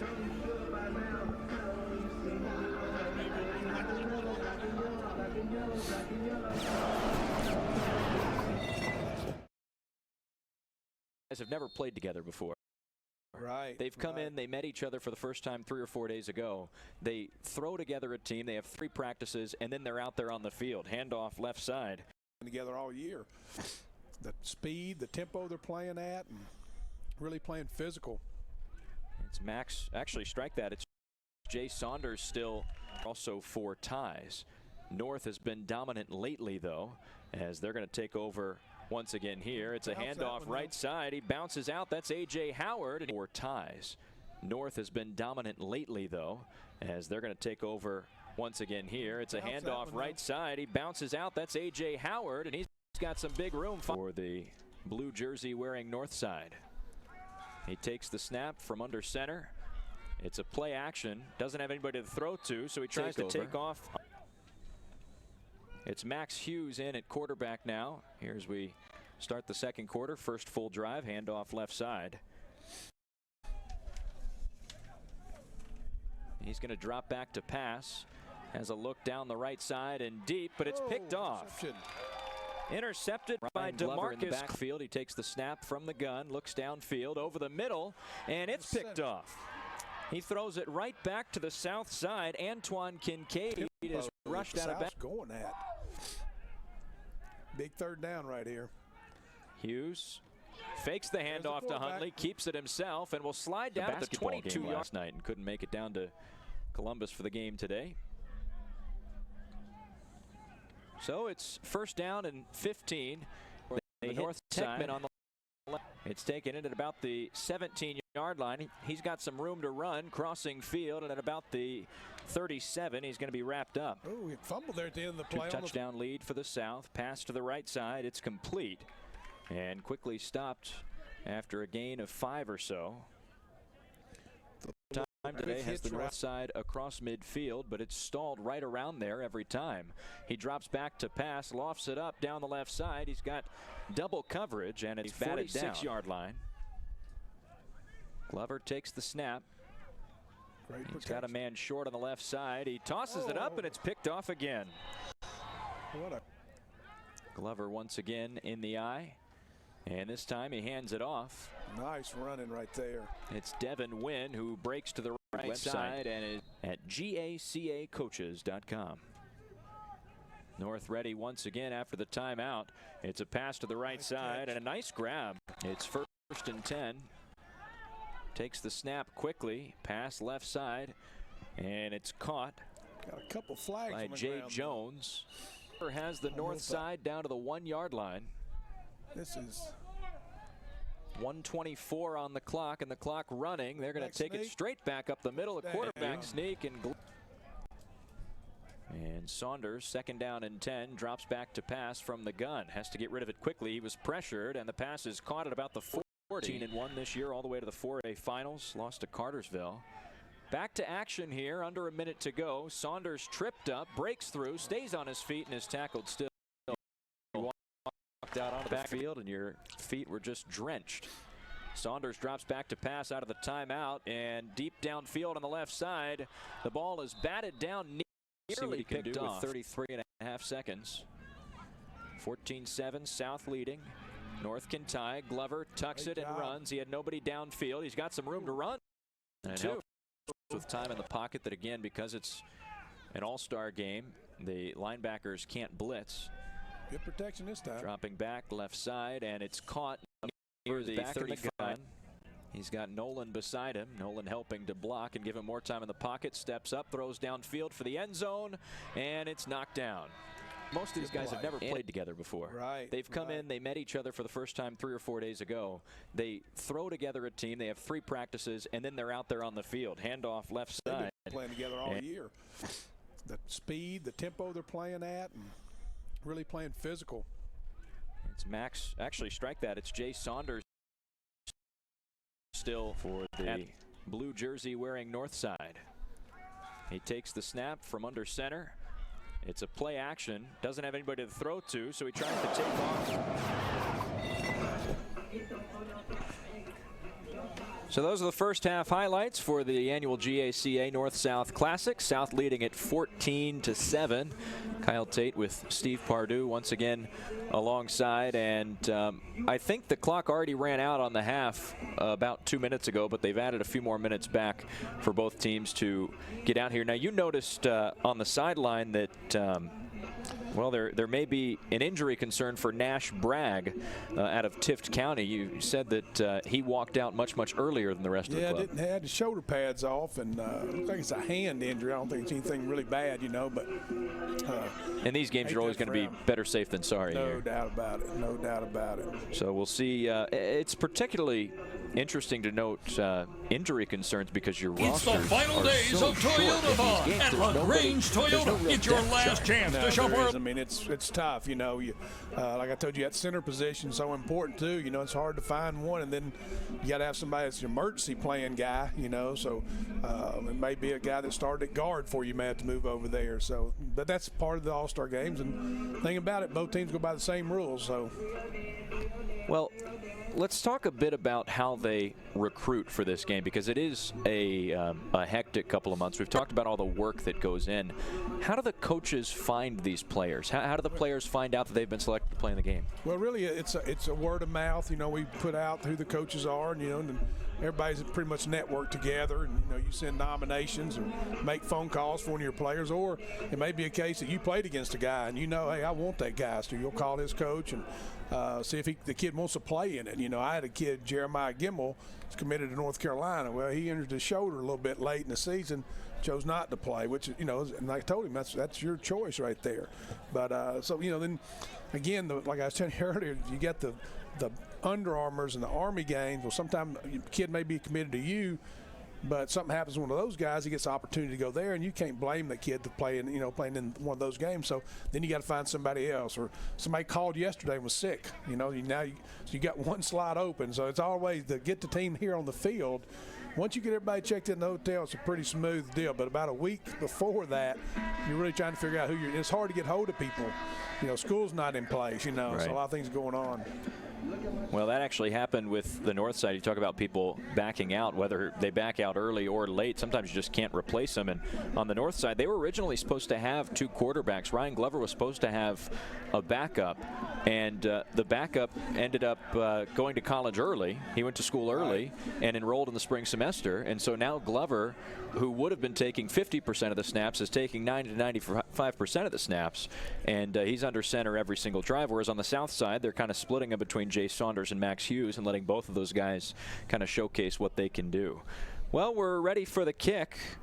The south side will receive to start the second half. They deferred after winning the toss. They lead at 14-7 over the north. Sam Barge is on to kick, and three men back deep to return. Looks like Mike Thomas is in the middle of them. And it's a pooch kick, a short one, taken at about the 35-yard line, and run for maybe 7 or 8 yards after the catch by Demetrius Lofton. I was going to say that some of the biggest plays of the games had been returned, so Coach Nolan them elected to not give them the opportunity to return it. A little pooch kick. They end up getting really good field position. I think they probably wanted it a little bit farther down the field, because now the South's going to start with the ball to 44. Strike that. It was Achilles Leroy on the return. And Max Hughes is going to come out of the intermission and handle the quarterbacking duties. And he's going to hand it off on the first play from scrimmage out of the break. It goes to Caleb Huntley, who scored both touchdowns in the first half. He takes it about 3 yards up to the 46-yard line. Huntley had rushes from the 1 and the 2-yard line for the South's 2 touchdowns, one in the first quarter, one in the second. They led 14-0, and the north side charged down the field after an interception and ultimately ran it in from the 2 by Glover, their quarterback, on a keeper. There's the snap on 2nd down and 7. Handoff again to Huntley. He breaks a tackle on the right side up the sideline. He's going to run well past the first down line and gets it up to the 41-yard line or so. Actually, strike that about the 44. And it'll be 1st and 10 for the South. And once again, we saw this in the first half, pounding the run game, keeping it on the ground. And Huntley has been really impressive. There's the snap, handoff this time to Thomas, and Thomas has some room to run on the right side. He's going to get a first down out of it, gains about 15 yards before finally being forced out of bounds at about the 32-yard line. We talked at the half about Thomas and Huntley and no real adjustments from the first half coming out by Rob Ridings. He continues to ride the rush attack, and from the 32, it's 1st and 10 South. These kids are a great 1-2 punch. It's hard to really tell the difference in them. There's the handoff once again to Thomas. He jukes right, now on the sideline, once again has some room and steps out of his own accord at about the 20. Yeah, Thomas is 5'10", 200. He's about 2 inches shorter on the listing, and he's more slender. Caleb Huntley is shorter and a little more packed. I'll tell you, Tavarius Jones at the left guard, they're running that power play there, and he is 22, looks very familiar running behind him. Yeah, you can tell the two men out of Thompson High School, the Bulldogs, they know what they're doing. Jones on the line, Thomas on the rush. This time it's Demetrius Davis in the backfield. He takes the handoff. He breaks through the hole, charges forward inside the 10, and he's taken down at about the 5-yard line. They done found him a little honey hole over there, haven't they? Run the same play 3 times in a row. And again, 60, Tavarius Jones is doing a great job pulling. 2 to Huntley, 2 to Thomas, and now Demetrius Davis is the man in the backfield, and he takes it up to the 4-yard line. It's 1st and goal. Handoff again to Davis. Davis takes it up for a gain of about 2 or 3 yards before he's stopped. Cuts the distance to the goal in half, and he's down at the 2-yard line. It'll be 2nd down and goal. Yeah, Sam Collins on that right side from Vidalia is having a big game over there. Between the 3 running backs in this game, they had about 5,300 yards between them. Davis from Coffee, Thomas from Thompson, and Huntley from Locust Grove. 2nd down, goal to go from the 2. It's Huntley and Thomas in the backfield with Max Hughes, who hasn't had to do much but put it in the stomach of his running backs. He hands it off to Huntley, but the whistle will blow it dead. Penalty marker prior to the snap. And they're going to call a false start against the South. So that'll move them back 5 yards to the 7. 5-yard penalty. South leading it by a touchdown. 2 minutes into the second half here.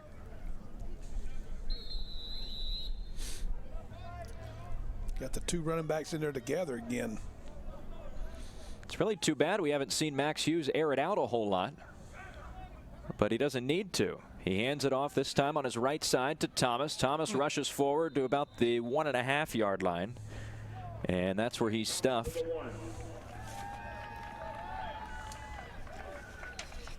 And on the tackle was Juwan Jones out of Lanier. And so it'll be 3rd down and goal from the 1-yard line. Hughes back, 2 men behind him, handoff to Thomas, and he's going to find his way in. Touchdown South side. This time it's Mike Thomas to rush it in from the 1-yard line. So Huntley's found pay dirt twice. Thomas has rushed it in once, and the South will regrow their lead to 2 touchdowns.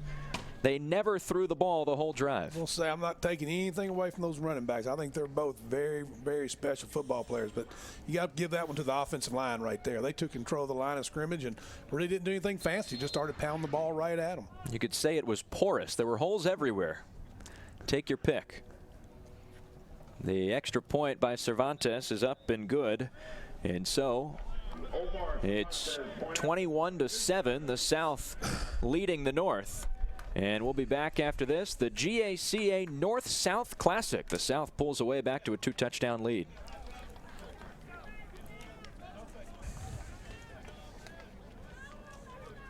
It's the final days of Toyotathon at LaGrange Toyota. It's your last chance to shop our largest inventory of Tundras and Tacomas with our best deals. Now, drive any new Tundra or Tacoma, your choice, with 2.9% financing for up to 75 months. That's right, not 60, not 72, but for up to 75 months on any Tundra or Tacoma. Plus, get no-cost maintenance and tires for life. It's the final days of Toyotathon. Don't miss your last chance to save at LaGrange Toyota.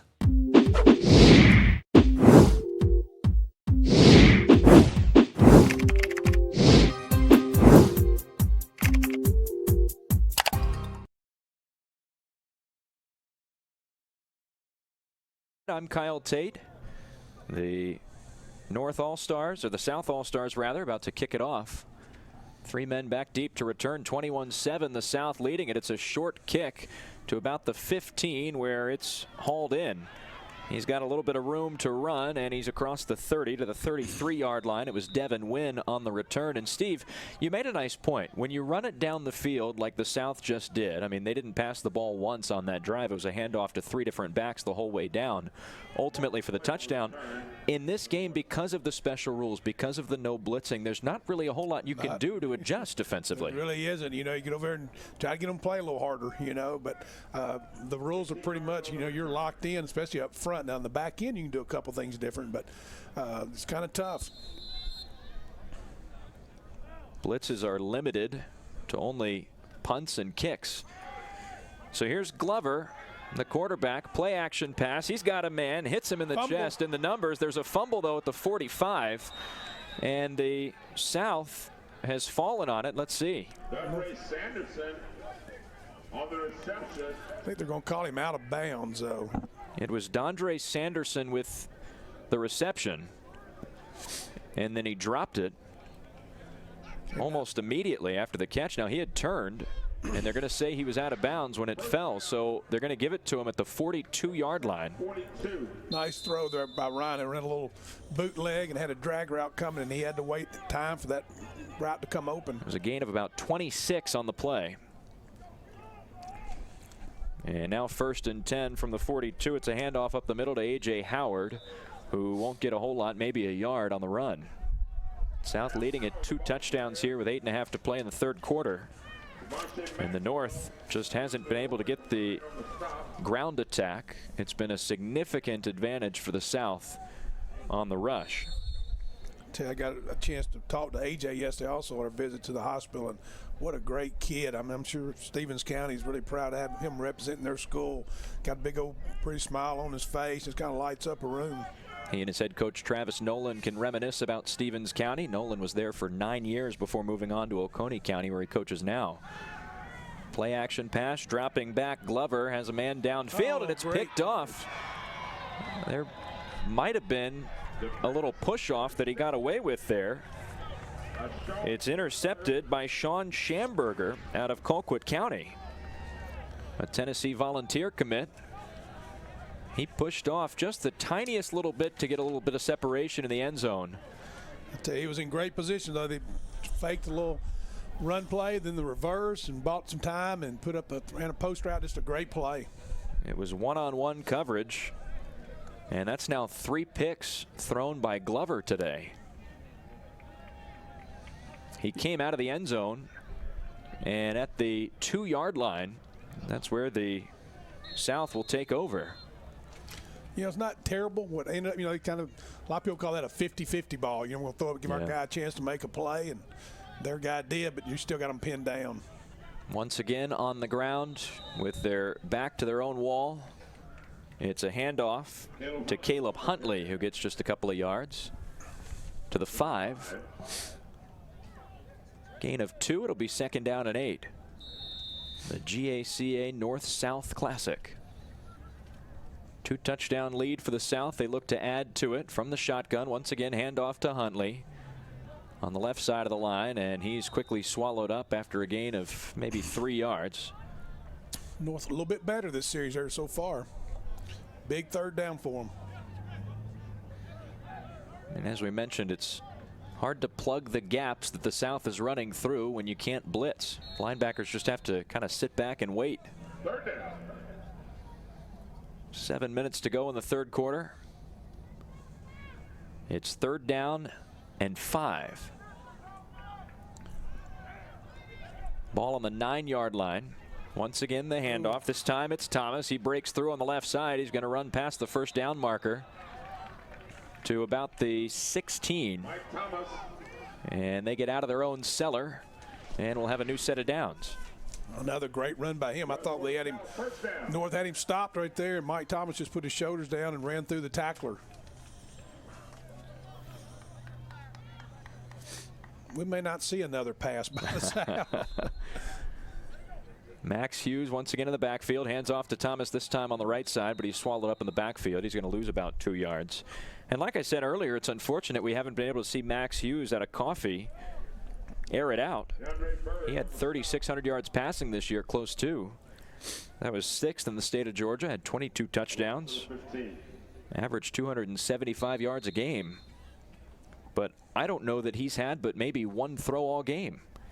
Splitting time with Jay Saunders, they passed the ball a little bit early on, but once they realized the rush attack was dominant today, he hasn't had to use that right arm hardly at all. Now he drops back to pass. He's got Techman on the left side at about the 25. Techman tries to shake a man and is forced out of bounds at around the 29. That's good for a first down. To the South, trying to get their guys up the line of scrimmage. They want to get the tempo going again. That's really when they've been at their best, you know, when they get going. Made them successful in the first half. Boy, they came out of the gate in a hurry off the first whistle. There's the snap. It's a handoff, this time to Demetrius Davis, who joined Hughes in the backfield. And Davis will lose about a yard on the play. Back at the 29, it's 2nd down and 11.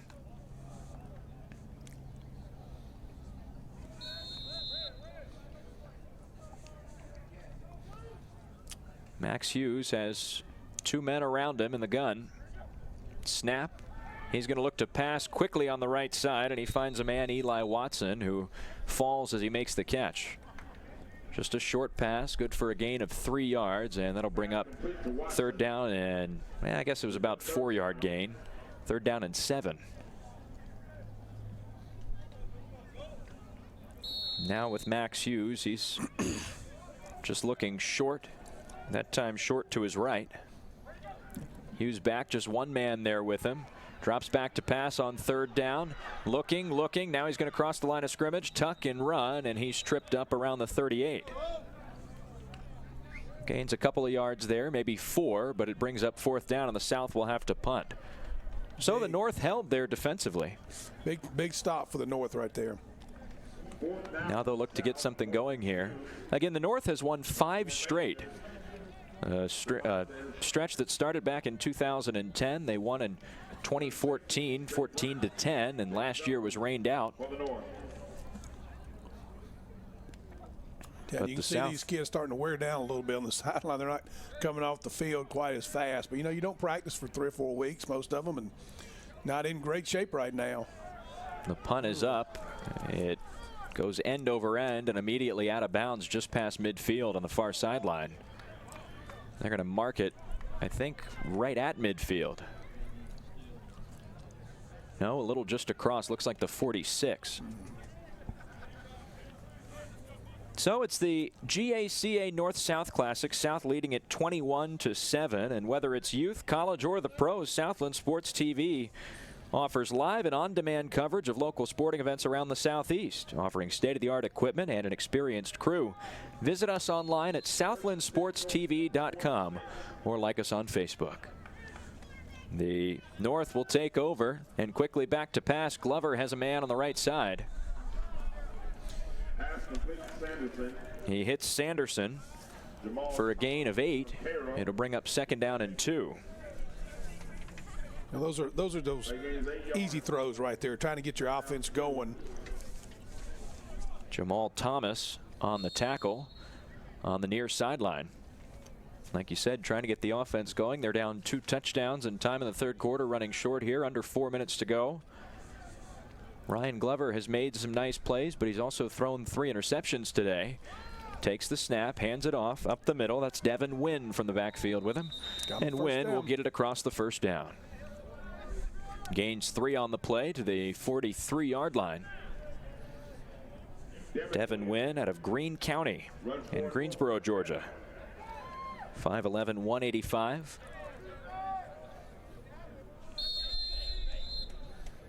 They're going to have a 1st and 10 at the 43-yard line.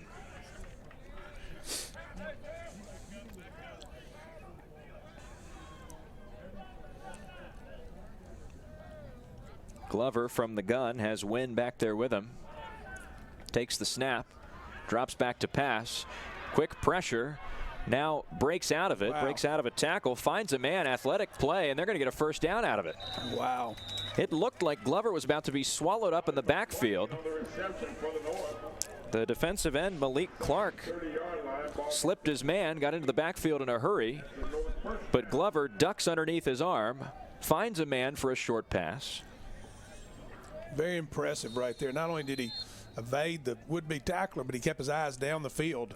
It was McClung on the reception, and they take it up to the 28-yard line.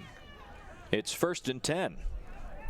Glover has 3 to his right, 1 to his left. He's looking for McClung again, who has a curl, but drops it. He shook his man, had an open look, but drops the ball. Incomplete, 2nd down and 10. McClung has been his go-to guy all afternoon. He's targeted him a bunch today. And the coverage has been pretty good. They've kept McClung in check for the most part. That was one I think McClung should have had, although it was a little bit low. And he dropped the ball at 2nd down and 10. South leading at 2 touchdowns, but the North on the charge. Steps up into the pocket, ball tipped at the line, and it's caught by Wynn. Wynn moves forward across the 25, and a stroke of luck there to get anything out of that. The ball was batted at the line, pops up into the air. Devin Wynn makes the catch on the ricochet. Falls right into his arms. He was heads-up play. 3 feet in front of the line, and it was a Christmas gift a couple of days late. So it'll be 3rd down and 5 from the 24-yard line.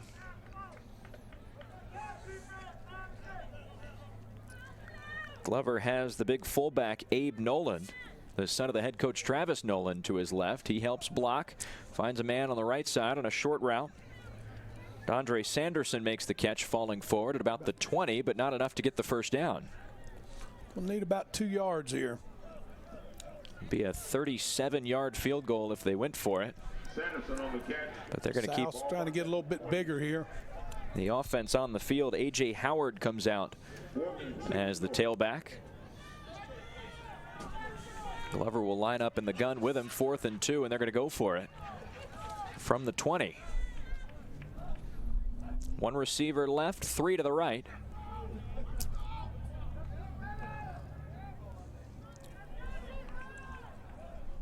Play clock dwindles to 3. They take the snap. Glover will keep it on the left side, and he's taken down in the backfield.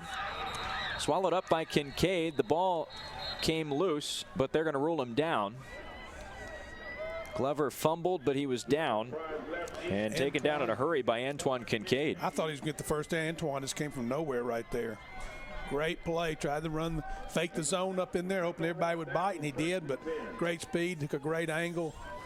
That was a big, big play for the South defense. Kincaid, the outside linebacker from Valdosta. And you're right, he came flying out of nowhere. Went from 0 to 60 in the blink of an eye. I'm going to tell you, that was close to being a touchdown for the South right there. He fumbled. They caught him already down, but if they would have scooped that, there was nobody in the path for a touchdown. So it's a turnover on downs, and they're glad for that. They'd much rather turn it over that way than by the fumble. He fakes a handoff now, and he's got a lot of room to run. This is Saunders in the backfield. It's his first look in the second half. He fakes the handoff on the, was that a read option? Yep, a little zone read, and he kept it. That's so those backs have been pounding so much. It's hard for those guys to sit at home right there. Yeah. It was Huntley in the backfield that he faked the handoff to. He read it. Instead, races left, keeps it himself, and Jay Saunders, we haven't really seen his legs a whole lot in this game, but that's twice they've run the read option with some success. So that takes it up to the 44-yard line. In the South on the charge again. This time Saunders will find a receiver on the right side. It's E.J. Scott, who we mentioned earlier is committed to Colorado State. He's a 3-star wide receiver recruit by 24/7 Sports. The short pass is complete. Ball around midfield, in fact, just across to the North 49-yard line. Yeah, this South offense has really been impressive today. Perhaps the last play of the third quarter. South leading 21-7. It's a handoff. He hurdles over one man. It was Caleb Huntley. Saw a couple of men down in front of him. Hurdles to get about 5 or 6 more yards after. I'm going to tell you, 32 and 22 look a lot alike, too. How about the athleticism? Unbelievable. And that one was 32 Huntley, but we've seen similar plays from Huntley and Thomas all afternoon. Again, it's a handoff to Huntley, and he's going to take it about 3 yards forward, and that should do it on the quarter. He's taken down at about the 38-yard line. That's a gain of 3, and when we come back for the fourth quarter, it'll be 2nd down and 7. So the South, more ground and pound rush attack. Caleb Huntley and Mike Thomas have led the way. Jay Saunders has flashed the legs as well, and the South lead at 21-7 over the North, headed to the fourth. Back after this in Columbus.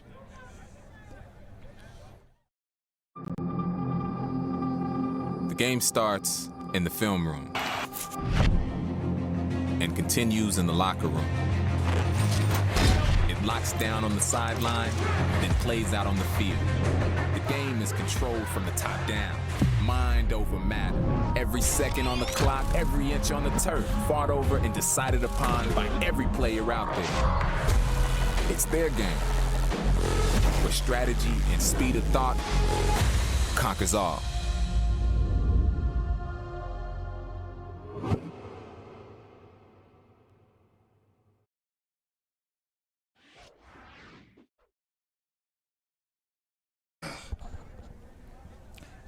We welcome you back to Columbus, Georgia, right on the Georgia-Alabama border.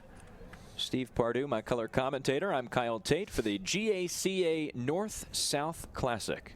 72nd running. And the South Division has the edge by a game in the all-time series, and they've got a 2-touchdown edge with a dozen minutes to go on this Friday afternoon. Steve, so far for the South, it's been a dominant rushing attack all afternoon, and they've got another big drive going here. It's 2nd down and 7. Yeah, I think, again, Antoine Kincaid, an unbelievable play there on 4th down, and now the South just doing a good job of doing what they've been doing. And Jay Saunders has it in the backfield, and again, he puts it into the stomach of Demetrius Davis this time. Davis has been the unsung running back of the trio, and he's going to take it up to the 31-yard line. They ain't got enough footballs. They got plenty of running backs. Davis takes it up to the 32, actually. That'll be about a yard short of the first down, so it's 3rd and 1.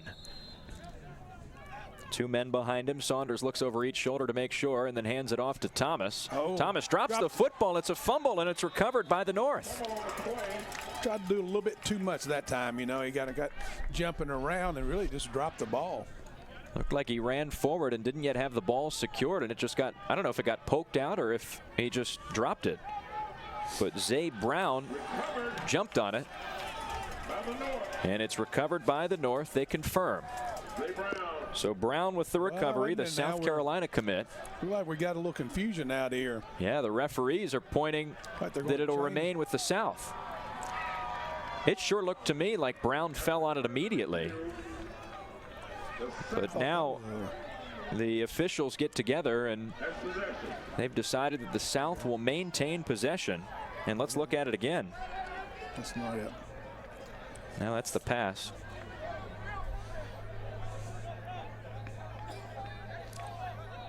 There's the handoff. Yeah, it just got poked out. And Brown was on it immediately, but Thomas was in there as well. I guess Thomas got it away from him right there. Yeah, he must have wrestled it out on the ground, but Brown was the first one there. I don't even know that you can really credit a forced fumble on that play because it just kind of poked out. Fans don't like the call here on the north side. Gotta love booing in a high school all-star game, right? 21-7 South leads, and well, the South will maintain possession. I don't think those coaches on the north right now are thinking about how nice those guys are for volunteering their time, are they? Another big 4th down play, though.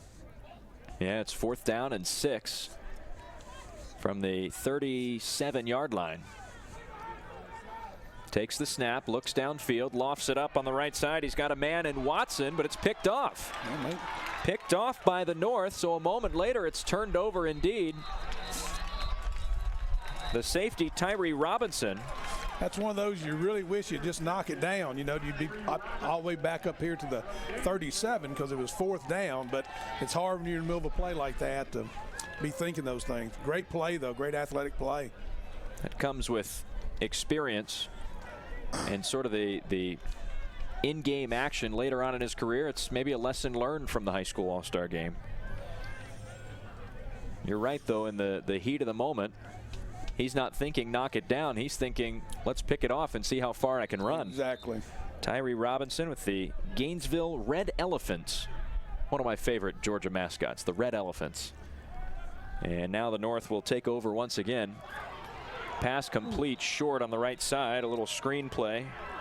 I'll tell you, both teams are really getting physical right now. Great tackle in the secondary. That was Dondre Sanderson with the reception out of Peachtree Ridge. It was good for a gain of maybe 3 yards, and it'll bring up 2nd down and 7 from the 25. Glover has a man back there with him. That's Devin Wynn. Helps create the pocket, blocking on the left side, and he finds a man in McClung on the near sideline. Close to 1st down. He stepped out of bounds immediately at about the 32-yard line, and that's the 1st down marker. Let's see if it's a generous spot for him if they give him the 1st down. South leading at 21-7. The North knowing they have to charge in a hurry. I think Coach Leroy Riles from Cedar Shows is trying to help the referees down there. Just tell them exactly where he did go out. These coaches are just like the players. Once that whistle blows, their competitive juices get flowing. Yeah. So they're going to mark them a yard short. Not even that much, a couple of inches short. It's 3rd down and inches. Glover takes the snap, hands it off to Wynn. Wynn surges forward on the right side of the line, and they're going to mark him good for the 1st down across the line. Really good push by the North offensive line, and again, great understanding of what situation they're in right there. He wasn't trying to go all the way. He's trying to make sure he got that 1st down. So he gets the 1st down at the 34-yard line. They say it's a gain of about 2.5 yards on the play. And Glover has a new set of downs to work with for the North, trailing by 2 touchdowns. He drops back to pass, and the ball is tipped by Kincaid again. Kincaid is all over the place on defense right now. That time he drops back as the outside linebacker and tips it with his right hand. Really a nice play. Tried to drop one in between 2 defenders there, the linebacker and the safety. And it'll bring up 2nd down and 10 on the incompletion. Kincaid has had his name called a couple of times defensively here in the 2nd half. They break huddle with 9:44 to go here in the GACA North-South Classic. 21-7, South leading it. And the whistle will blow it dead as Glover took the snap. They're going to get him for a false start. 5-yard penalty will make it 2nd down and 15. Coach Mike Swaney, retired coach. He doesn't look like he's right back in the mode of coaching every snap. Talking to his secondary there. He made a good point off mic earlier, talking about the construction of these coaches and how Rob Ridings for the South made a really nice pick in Mike Swaney, because these coaches, remember, are dealing with their high school seasons. They're focused on the high school tournament as, again, Glover drops back to pass, throws it over the middle, and he's got a man. It's the tall and slender Dondre Sanderson, 6'5", 161 the listing, to make the catch. But in picking Swaney, who's retired, that's right, he could really take all the time he needed to construct the team and really push, because it takes a lot of work, and it's work that a lot of these coaches who are focusing on their own seasons can't put in. Yeah, again, especially Rob this year going all the way to the state championship game. You know, promise you that Wednesday he wasn't worried about anything but Cartersville. But and I think that's something we've talked about as an association up here this week, of trying to identify someone like a Mike that's in the North. And every year maybe let them help with the process, be on the staff. Pass falls incomplete, intended for Sanderson on the far sideline. No, he caught it. Oh, he did catch it. Yeah, he stretched out, got the first name, came out of his hands, went out of bounds. They caught him down on contact. So at the 44-yard line, it's a first down. Still got plenty of time, a little under 9 minutes. They need to get some points on this drive, though. Here's Glover back to pass in the pocket, throws it upfield on the right side, and he's looking for Sanderson again, in and out of his hands. It just falls right between his hands. I'm going to tell you, Ryan Sanderson would have broken that too. He's really impressed me. The big throw he made a couple of plays ago, he got hit right when he let it go. And then this one right here, he put great touch on that ball, dropping it over top of him. With finesse, he put it right where it needed to go for Sanderson, and he just couldn't hold on. Sanderson was behind the defenders too. He could have broken off. That could have been a big one. It could have been a touchdown. And he's looked for the long and lanky Sanderson a lot this drive. He drops back to pass again. This time he's going to find Wynn short. Finds his back, and Wynn's going to get about 9 yards on the play, maybe 10. They might mark him enough to get the first down. Let's see. Again, Ryan Glover taking what they give him right there. Everybody was covered. He went to his check down. First down. Goes to the 46-yard line, and indeed it's just enough to get the new set of downs. 8.5 to play. South leading it by 2 touchdowns, but we're really starting to see what Ryan Glover can do with the arm. He's really been forced into a passing situation here, down 2 scores. He drops back to pass. This time he's going to find Jay Jones, a man he hasn't targeted much today. Jones out of Northwest Whitfield is taken down at about the 43-yard line. It's a short gain of maybe 3 yards. Who made the tackle there? Antoine Kincaid again. Kincaid was right in there again. He is having a heck of a second half. Tell you, Ben Hall, the head coach of Jefferson's calling the offense for Coach Nolan this game, and I think Ben is one of the really up-and-coming big-time coaches in the state of Georgia. Yeah. Glover again back in the gun, looking downfield. Doesn't have anybody open, and he's dropped in the backfield. That time, the defensive end, Devontae Maxwell. Another Valdosta Wildcat. Yeah. Had 5.5 sacks in the regular season, 10 tackles for loss. And he gets into the backfield here to drop Glover back at midfield. That'll bring up 3rd down and long. About 14 yards to get. And this is where just about all of their drives have stalled today. They get to around midfield and then just get stuck. Glover from the gun. Again drops back. Throws it downfield left sideline, and it's picked off. And run back across midfield before he'll step out of bounds. That was Techman. Techman has been playing on the offensive side as a wideout. He's also been returning kicks. And Techman dropped back as a corner that time and came streaking in, or I guess he came in as a safety. And Techman picks it off there. It looked like he had a man, you said it, and then Techman comes flying out of nowhere. Techman's a really good football player out of North Cobb High School. He's a 3-star recruit, and he's had offers from App State, East Carolina. NC State's interested, Purdue's interested, UAB, Western Kentucky. He's got a whole slew of schools to choose from. Here's a handoff up the middle as the South take over once again. By the way, that's now 4 interceptions thrown by Glover. I don't know if they're going to get Caleb Huntley down or not. Huntley continues to charge forward, and well, the South can take a whole chunk of time off now with their rushing attack. They lead at 21-7, and that interception could all but seal it here. Huntley stayed on his feet. He gained about 7 yards and was in the middle of a swarm of red and blue jerseys, one trying to push, the other trying to pull him down. Saunders in the backfield, hands it off again to Huntley. He's going to chug forward for maybe 2 more yards before he's taken down hard by Keandre Williams, fired up after the tackle. He about celebrated into the referee right then. I'll tell you who's really impressed me this second half, and I don't know if he's history of playing some center, but Tucker Barnes from Lowndes is filled in for Nash Bragg, and maybe he was a center. I don't know, they have him listed as a guard here, but yeah, he's obviously come in. You haven't seen any bad snaps, anything bad happen. He's a smart kid too. He's an Ivy League commit going to Brown.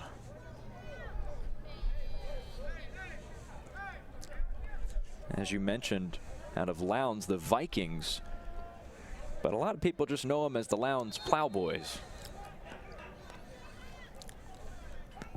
Saunders again hands it off up the middle, and there's Huntley. He takes it across to about the 38-yard line, and that's good for a first down. I think Coach Rydens will be happy just to keep making these first downs, keep the ball on the ground, and letting that clock move. Have you heard the story of the Lowndes Plowboys? How that became a thing? Never heard that. Valdosta and Lowndes down in South Georgia hate each other. And back in the 70s, so the story goes, Valdosta started calling Lowndes the Plowboys, sort of like Georgia calls Georgia Tech nerds. Right. They started calling them the Plowboys in the spirit of the rivalry. And Lowndes said, well, yeah, we really appreciate our connection to the land and the fact that we're farmers. And so they embraced the nickname the Plowboys, and now they call themselves that. There's a fake handoff. The helmet comes off as Saunders is hitting the backfield. Yeah. Looked like a read option again, and he just made the wrong read that time. Unfortunately for the North, they made the tackle, but they pulled his helmet off. Yeah. So a couple of flags are down around the 40.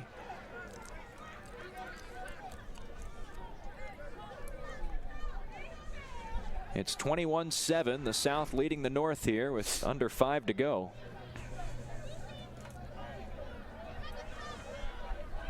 And the face mask will move him up 15 yards. Take him to the 26-yard line. The South gets a big break there because Saunders was swallowed up in the backfield. He puts the helmet back where it belongs.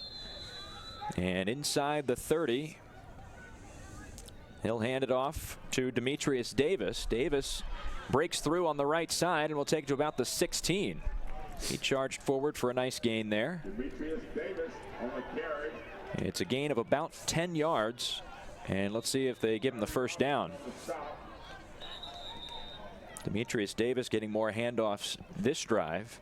It was Mike Thomas and Caleb Huntley early on, and for the South, it's been a very simple formula today. Keep the ball on the ground. The and they've done it. Offensive line has had an unbelievable game for the South. Been outstanding creating holes, and, well, it's been an easy day for Thomas, Huntley, and Davis. Well, we've talked a lot about the commitments today, and you see a couple of the key verbal commits on the South side, especially on the South defense. And they've had a tremendous day today, holding the North to just the 7 points, just the 1 touchdown, and 4 interceptions, too. They've picked off Glover 4 times, but C.J. Miller, the safety, is committed to USC.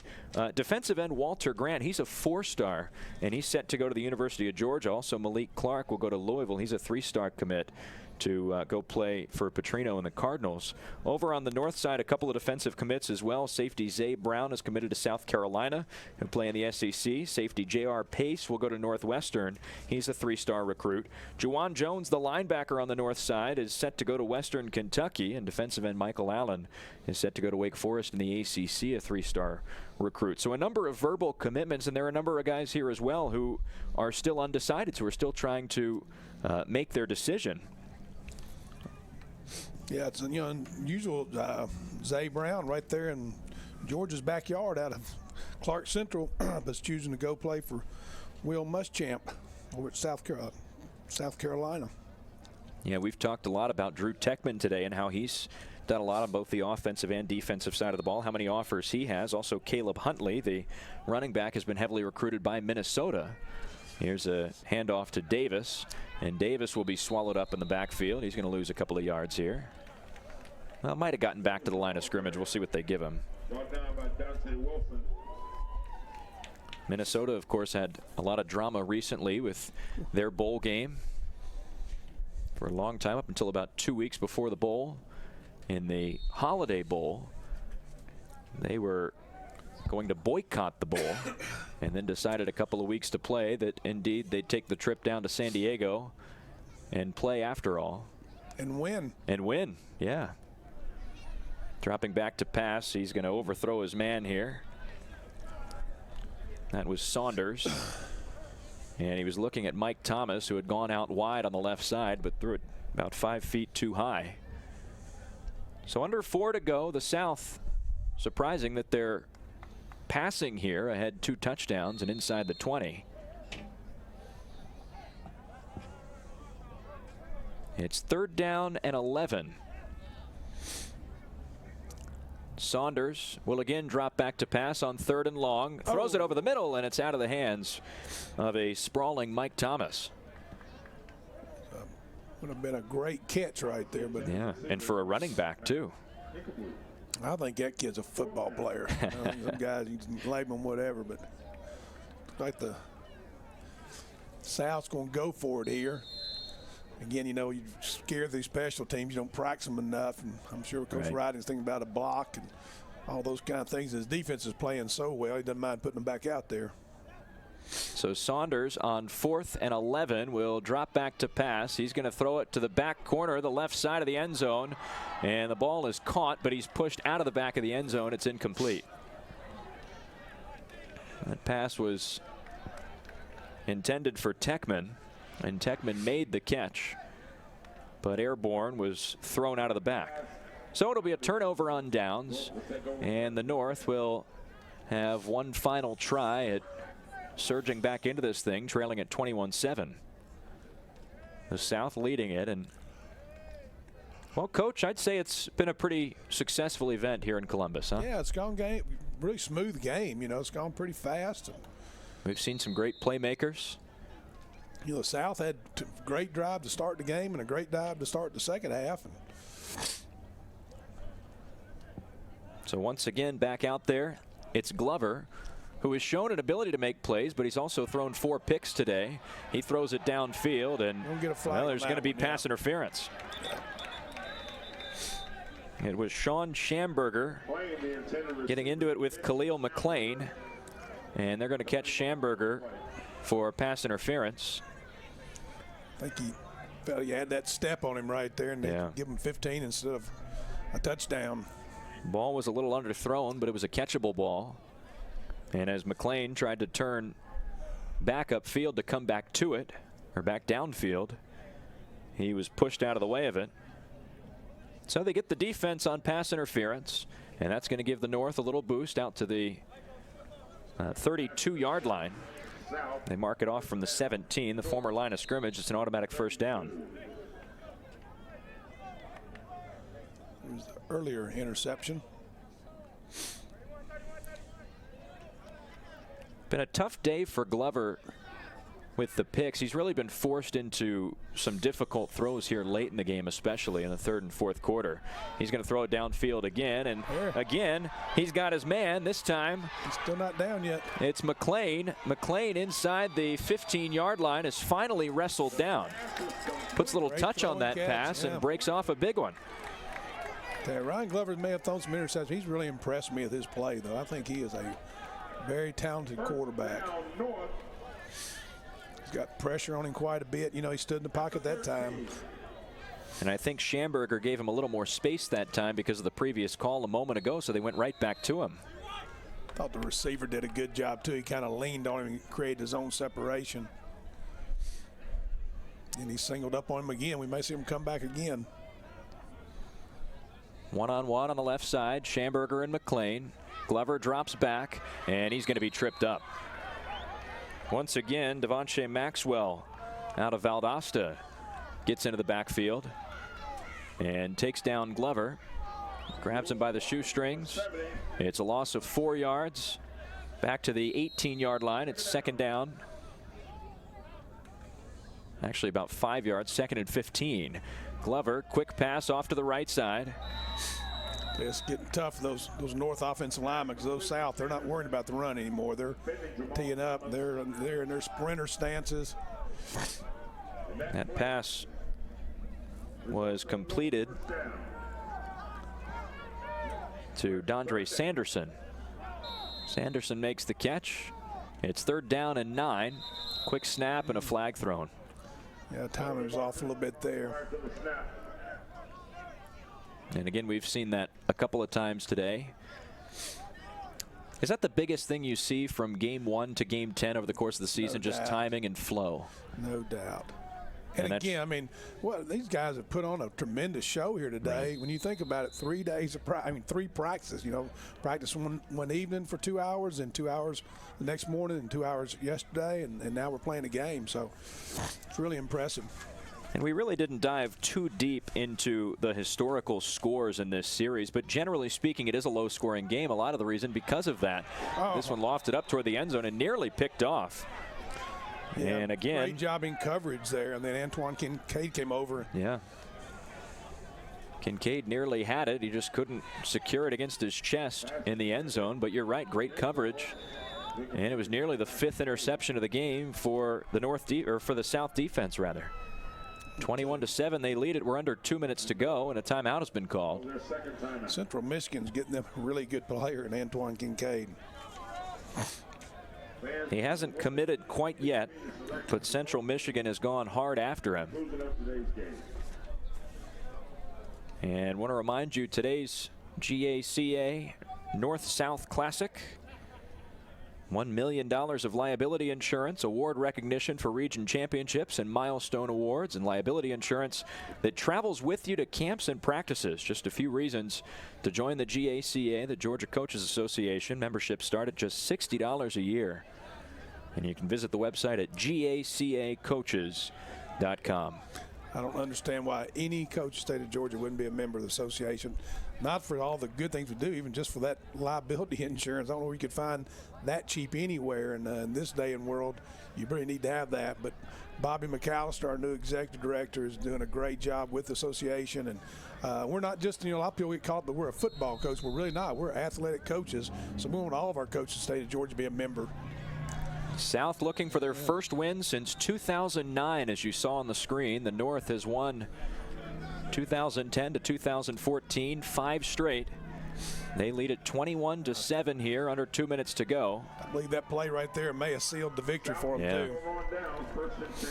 That's a big stop on 4th down, so the turnover will give it back to the South, and now they can pretty well just run out the clock. 1:52 to go.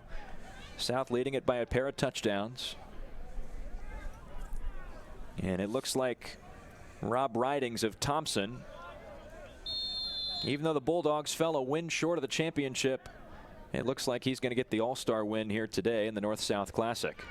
They're going to hand it off to Mike Thomas, who's had a huge day. Unfortunately, we don't have the benefit of live stats for today's game, but suffice to say that if you haven't caught the whole game, you've missed a whole bunch of handoffs to Thomas and Huntley, who have had a huge day on the ground. In the South, I mean, they've got to have 200 yards rushing easy today. Yeah, no doubt, no doubt. 3 rushing touchdowns, 2 for Huntley, 1 for Thomas.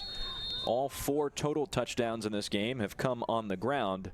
But for the North, that's been less of the story. They've had to take to the air more out of necessity because they've trailed pretty much from the gun, from the offset. And I tell you, Demetrius Davis has had several big runs also. The quarterbacks have had a couple good runs. So Davis has really gotten into the thick of things in the second half, as has Jay Saunders, the quarterback. It's Max Hughes out there now, and he's the one to hand it off to Thomas up ahead. Thomas will get it near the first down line, but is stopped just ahead of it. He takes it up to the 34-yard line, and we're under the minute mark now. It's going to be 3rd down and 1, and Rob Ridings of Thompson High School, the Bulldogs, 14-1 in the regular season. He's won 25 games in the last 2 years. And Ridings is going to come away after taking down the Georgia Coach of the Year, according to the Augusta Chronicle, with the North-South Classic win. Now, we mentioned earlier the key undecided commitments. We took a couple of names off the list. Drew Techman has he's a 3-star recruit. He has offers at NC State, Purdue, UAB, Western Kentucky. There's a list of about 20 schools that have taken a look at him, and you can see on the screen a number of the other key undecideds right now. On the south side, wide receiver Eli Watson. He's a 3-star. He's got looks from Cincinnati, Georgia Southern, Mercer, both here in state. Troy, of course, and Alabama, not far at all from where we are here in Columbus. Over on the north side, Khalil McClain, the triple threat wide receiver and quarterback combo who can both throw and run. The athlete, we've talked about his undecided status right now. There's a handoff up the middle, and Demetrius Davis, and that's probably going to end our football game. Yeah. Demetrius Davis on So the South 21-7, 43 seconds to play. It's a first down. Clock will start at the signal from the White Hat, 39-yard line. We'll have to snap it one more time. Max Hughes out of Coffee will do the honors. He's back in the gun. He's got two men behind him, in Davis and Thomas. Which one will he hand it off to for the final play? It's Thomas, 22, stiff arms one man. He's got a block on the left side and then just falls to the seat of his pants. Smart football player. Stayed in bounds, let the clock run out. And that ought to do it. So the South will win it 21-7 in the GACA North-South Classic. They do it on the ground. Mike Thomas, Caleb Hundley, and Demetrius Davis put on a show with their legs. And here in Columbus, the South picks up their first win in the Classic since 2009. And what a ball game it was. Boy, we saw some great football today. Really did. Again, I'm impressed with especially how well both teams executed, you know. And again, Ryan Glover, I thought, had a really good game. I know you look at 4 interceptions, but I thought the kid showed a lot of poise and just really hard-fought game, very physical. Both teams big up front. Well, thanks to our entire crew today, led by Director Patrick Glory. For Steve Pardue, my partner, the longtime coach here in Georgia and a member of the GACA. They've done a fine job on today's event, and really we should give them one final thank you for everybody involved here in the North-South Classic. No doubt about it. It's been just ran really smooth all week, and again, it goes to a lot of preparation. A lot of people behind the scenes do a lot of work and don't get the credit for it or get recognized. They do it because they all love kids and they want to do what's best for these kids. The North-South Classic presented by Rydell. Our live stream has been presented to you by LaGrange Toyota. Again, he's Steve Pardue, and I'm Kyle Tate. One last time, your final score: the South beats the North. It's the first South win since 2009 in the series, and they win it 21-7 behind Thomas, Huntley, and Davis. Thanks so much for joining us on this Friday afternoon. Enjoy the day. The South win it 21-7. Enjoy hosting you. We wish you a happy New Year. Safe travel.